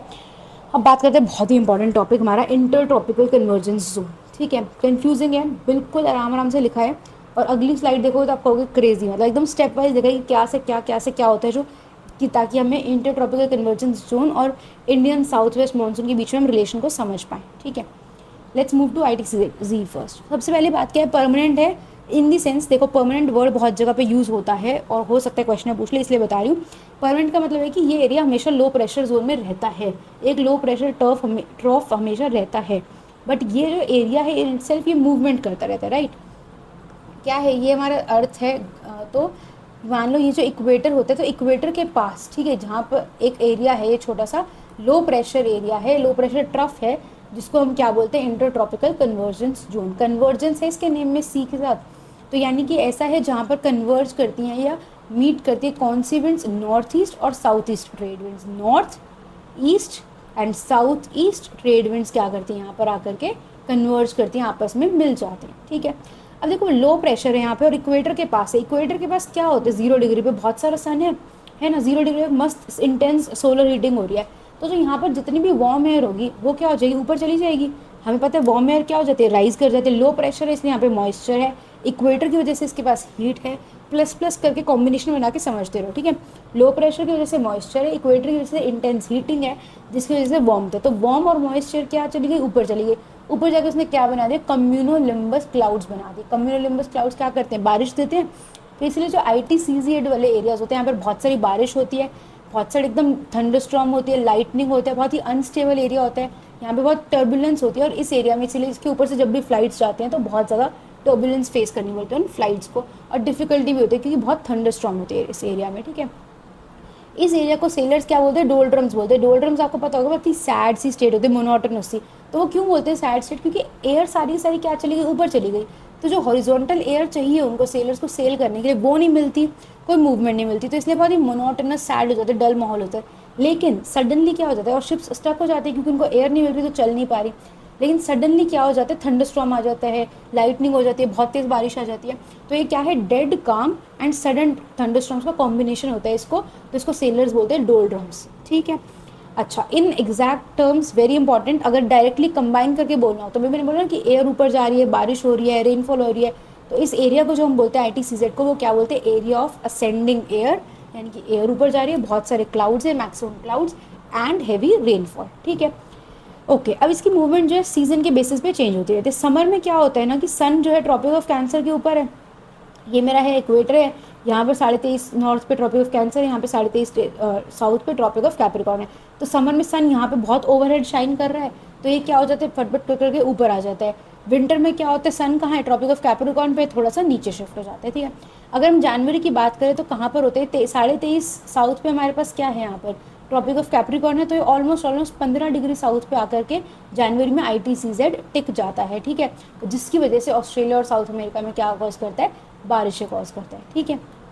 अब चलते हैं इंडियन साउथ वेस्ट मानसून का क्या रिलेशन है। सबसे पहले देखो जून में क्या है हमारे पास, इंडियन लैंड मास में जून में गर्मी होती है, जून हमारा विंटर सीजन है, ठीक है। तो इंडियन लैंड मास जो है हमारा, अगेन जैसे मैंने कहा कि हर जगह ज्योग्राफी में टेक्निकली साउथ वेस्ट मानसून में वो लैंड मास वर्ड्स यूज़ करते हैं, ठीक है। तो जो इंडियन लैंड मास है हमारा, जो इंडियन सब कॉन्टिनेंट है, वो पूरा पूरा क्या हो जाता है, बहुत हीटअप हो जाता है। हीटअप हो गया तो वहाँ पर क्या हो जाएगा, लो प्रेशर एरिया क्रिएट हो जाएगा, ठीक है। तो ITCZ कहाँ मूव कर गया, थोड़ा सा नॉर्थ में मूव कर गया, कहाँ पर, ट्रॉपिक ऑफ कैंसर के आसपास, ठीक है। अब आपको पता है ट्रॉपिक ऑफ कैंसर तो इंडिया से पास करता है, तो अब ITCZ कहाँ आ गया, इंडिया के पास आ गया जून में, यानी कि इंडिया के बीच में पहुंच गया ना ITCZ। अब धीरे धीरे करते करते जुलाई में कहाँ हो जाता है, थोड़ा और ऊपर आ जाता है, कहाँ पे, ये जो हमारा गंगा प्लेन था जिसकी अभी हमने बात की थी, तो उसी गंगा प्लेन पे आ जाता है, कहाँ पर, अप्रॉक्सीमेटली 20 से 25 डिग्री नॉर्थ पे आ जाता है, क्या हमारा ITCZ। अब यहाँ पर जो एक, ये क्या है, एक लो प्रेशर बेल्ट ही तो है ना, तो यहाँ पर भी एक लो प्रेशर बेल्ट ही फॉर्म हो रही है। लेकिन अब जो लो प्रेशर बेल्ट है ना, जो गंगा प्लेन के ऊपर है, ये क्या करती है, इसके पास मॉइस्चर आ चुका है, ये बारिश करने वाली है, तो इसीलिए इसको क्या बोल देते हैं कि मानसून ट्रफ। ये लो प्रेशर बेल्ट थी and this low pressure belt is now causing rains, तो we call this as monsoon trough, ठीक है। तो ये जो लो प्रेशर बेल्ट है जिसको हमने मानसून ट्रफ बोला, अब इसके पास क्या है, ये बहुत सारा एयर खींच लेगी, विंड खींच लेगी ओशन से, कैसी, जिस विंड में बहुत सारा क्या है, मॉइस्चर है, लो प्रेशर एरिया है, यहाँ पर मॉइस्चर है। अब एक बात बताओ, ये गंगा प्लेन ने यहाँ इस स्पेसिफिक प्लेस पे इसने लो प्रेशर और सारी सारी विंड खींच ली, तो यानी कि जो नॉर्थ ऊपर का मेरा एरिया था नॉर्थ वाला, और इधर मेरा नॉर्थ वेस्ट का जो एरिया, वहाँ पर क्या होकर क्रिएट हो जाता है, एक थर्मल लो क्रिएट हो जाता है, क्योंकि गर्मी है, हीटिंग हो रही है, और क्या क्रिएट हो रहा है, लो प्रेशर एरिया, तो इसको हम बोलते हैं थर्मल लो क्रिएट हो जाते हैं। ये एग्जैक्ट NCERT के वर्ड्स हैं, ठीक है, इसलिए मैंने क्रिएट किया। समझाने में तो समझ में आ गया कि लो प्रेशर खींच के यहाँ पर आ गया, यहाँ पर हीटिंग है, यहाँ पर लो प्रेशर बेल्ट हो गया, ठीक है। लेकिन NCERT में जो लिखा है वो मैंने लिख दिया ताकि आपके पास अगर स्टेटमेंट वाला क्वेश्चन है तो आपको रिवाइज कर सको अच्छे से, ठीक है। अब देखो इंडियन लैंड मास जो है ना सारा का सारा, इस पर तो लो प्रेशर एरिया बिल्ट हो गया, ठीक है। लेकिन जो इसके नीचे वाला सारा पार्ट है हमारा, जो सदर्न हेमिस्फीयर है, ठीक है, ये ग्लोब की सेंस में देखिए, यहाँ तक हमारा ऐसे इंडियन लैंड मास है, नीचे ये सदर्न हेमिस्फीयर है। तो जो सदर्न हेमिस्फीयर है, यानी कि इंडियन ओशन के साउथ में देखा जाए टेक्निकली, ये मेरा इंडिया है, यहाँ पर मेरा इंडियन ओशन है। तो जो इंडियन ओशन के नीचे, जो इंडियन ओशन का साउथ पार्ट है, सदर्न हेमिस्फीयर बोलो या इंडियन ओशन का साउथ के सेंस में देखो, तो वहाँ पर ऊपर लो प्रेशर एरिया है, लेकिन यहाँ तो हाई प्रेशर एरिया क्रिएट हो जा रहा है, क्योंकि यहाँ पर वाटर हीटिंग कैसे हो रहा है, क्योंकि जब नॉर्थ में, यानी कि इंडिया में, इंडिया कहाँ पर है अभी, नॉर्दर्न हेमिस्फीयर में, वहाँ पर क्या है, गर्मी है, तो सदर्न हेमिस्फीयर में इंडियन ओशन के नीचे क्या है, यहाँ पर सर्दी है, वहाँ पर सर्दी है, तो वहाँ पर तो पानी धीरे धीरे हीट हो रहा होगा, तेज तो हीट नहीं हो रहा होगा, तो क्योंकि वहाँ पे पानी धीरे हीट हो रहा है, तो वहाँ पर कैसा एरिया क्रिएट हो जाएगा, हाई प्रेशर एरिया क्रिएट हो जाएगा। अब विंड मेरी कहाँ से मूव करती है, हाई प्रेशर से लो प्रेशर, तो यानी कि नीचे से इंडियन सब, ये यहाँ पर, ये साउथ ऑफ इंडियन ओशन से यहाँ पर इंडियन सब कॉन्टिनेंट तक कौन सी हमारी आती है, साउथ ईस्ट ट्रेड विंड्स आनी शुरू हो जाती हैं अपवर्ड्स। ठीक है, आया समझ में? क्या हुआ कि हमारा इंडियन लैंड मास क्या हुआ, हीट हुआ तो लो प्रेशर एरिया क्रिएट होगा। लेकिन सदर्न हेमिस्फीयर में भी क्या है, ठंड है, तो वहाँ पर तो पानी धीरे धीरे हीट हो रहा है, तो वहाँ पर क्या है, अभी हाई प्रेशर एरिया है, तो विंड कहाँ जाती है, हाई प्रेशर से लो प्रेशर जाती है। तो नीचे से ऊपर ऊपर आके विंड्स कौन सी आ गई, साउथ ईस्ट ट्रेड विंड्स आ गई इंडियन सब कॉन्टिनेंट तक, which are responsible for south west monsoon. ठीक है, ये क्या करती है, इक्वेटर को क्रॉस करती हैं, 40 to 60 डिग्री ईस्ट के अराउंड क्रॉस करते हैं इक्वेटर को, और इंडियन सब कॉन्टिनेंट में एंटर कर जाती हैं। ठीक है, और ये कहाँ से ब्लो करती है, साउथ वेस्ट से नॉर्थ ईस्ट की डायरेक्शन में ब्लो करती हैं because of Coriolis force. Correct. अब इसके बाद क्या होता है, सीधे सीधे जब ये विंड्स फ्लो कर रही हैं मॉइस्चर विंड्स में, तो धीरे धीरे करते करते क्या होता है, बारिश में कन्वर्ट हो जाता है और हमारा साउथ वेस्ट मानसून बन जाता है। ठीक है, या साउथ वेस्ट मानसून का फिनोमेना इंडिया में देखने को दिख जाता है। विंटर में क्या होता है, ITZ क्या होता है, साउथवर्ड्स मूव करते हैं, तो विंड्स का क्या हो जाता है, रिवर्सल हो जाता है। तो ये जो नॉर्थ ईस्ट से आ रही थी अब ये कहाँ चल जाती है, साउथ वेस्ट में चली जाती है। ठीक है, पहले कहाँ जा रही थी, साउथ वेस्ट से नॉर्थ ईस्ट, अब कहाँ जा रही है, नॉर्थ ईस्ट से साउथ वेस्ट। तो ये कौन सा हो जाता है, हमारा नॉर्थ ईस्ट मानसून हो जाता है। ठीक है, अभी के लिए इतना ही रखते हैं। इसमें आगे south west monsoon and that El Nino thing which is in one more question that I will explain later on. ठीक है, फैक्चुअल क्वेश्चन तो बहुत बार पढ़ रखा होगा। फर्स्ट कॉटन मिल कब सेटअप हुई थी हमारी, फोर्ट ग्लोस्टर कोलकाता में 1818 में, but it was a failure. Successful हमारी बनी हुई थी 1854 में, Bombay spinning and weaving company, कहाँ पर, बॉम्बे में। ठीक है, फर्स्ट वूल मिल कहाँ इस्टेब्लिश हुई थी, कानपुर में 1876 में। फर्स्ट जूट मिल हुई थी रिश्रा कैलकाटा में 1855 में। प्योरली फैक्चुअली याद कर लेना। ठीक है, इसमें मैंने बहुत ज़्यादा नहीं ऐड किया क्योंकि इटसेल्फ क्वेश्चन बहुत कॉम्प्रिहेंसिव था। किसकी बात करें, राजिम माघी पुन्नी मेला, जिसको कि राजिम कुंभ भी बोले जाता है या फिर कुंभ ऑफ छत्तीसगढ़ बोला जाता है इस फेस्टिवल को। ठीक है, क्या बोलते हैं, this festival takes place annually in Chhattisgarh at Triveni Sangam of Mahanadi, Pairi and Sondur rivers. This sentence is absolutely correct. The location Rajim is historical referred as Prayag of Chhattisgarh. This statement is also correct. तो इसका आंसर आंसर ओनली 1 and 2। 3 में क्या बोल रहा था वो, कि festival begins on Mahashivratri and concludes later on Magh Purnima, but ये उल्टा होना था। माघ पूर्णिमा पहले होती है, महाशिवरात्रि बाद में आती है। ये माघ में शुरू होगी ना, और ये फागुन में भी आ सकती है। तो ये क्या होता है, माघ पूर्णिमा से शिवरात्रि होता है, यानी कि सेम वही है, 15 दिन के लिए होता है, बस इन्होंने उल्टा कर दिया। यानी कि शुरुआत माघ पूर्णिमा पे और ख़त्म कंक्लूड, सॉरी ख़त्म नहीं बोलना चाहिए, महाशिवरात्रि पे। ठीक है, 24 बोला था मैंने, इसको मैं एक्सप्लेन करूँगी लेटर ऑन, क्योंकि इसमें बहुत कुछ हो जाएगा। Darwin cell, Tahiti cell, Walker circulation, Pacific Ocean का पूरा सब कुछ, पेरू, ये वो सब कुछ है, तो इसको आराम से डिटेल में एक्सप्लेन करूँगी।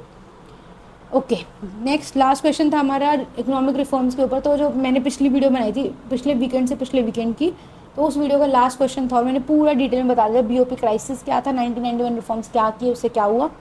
ठीक है, तो उसको प्लीज़ जाकर रिवाइज कर लेना बहुत अच्छे से। एंड उसकी तो PDF ऑलरेडी है टेलीग्राम पे, इसकी भी डाल दूँगी जब वीडियो देख लोगे तो। एंड प्लीज़ कमेंट करके अपना रिव्यू ज़रूर देना, बहुत लंबी वीडियो है, बहुत देर से बोल रही हूँ मैं।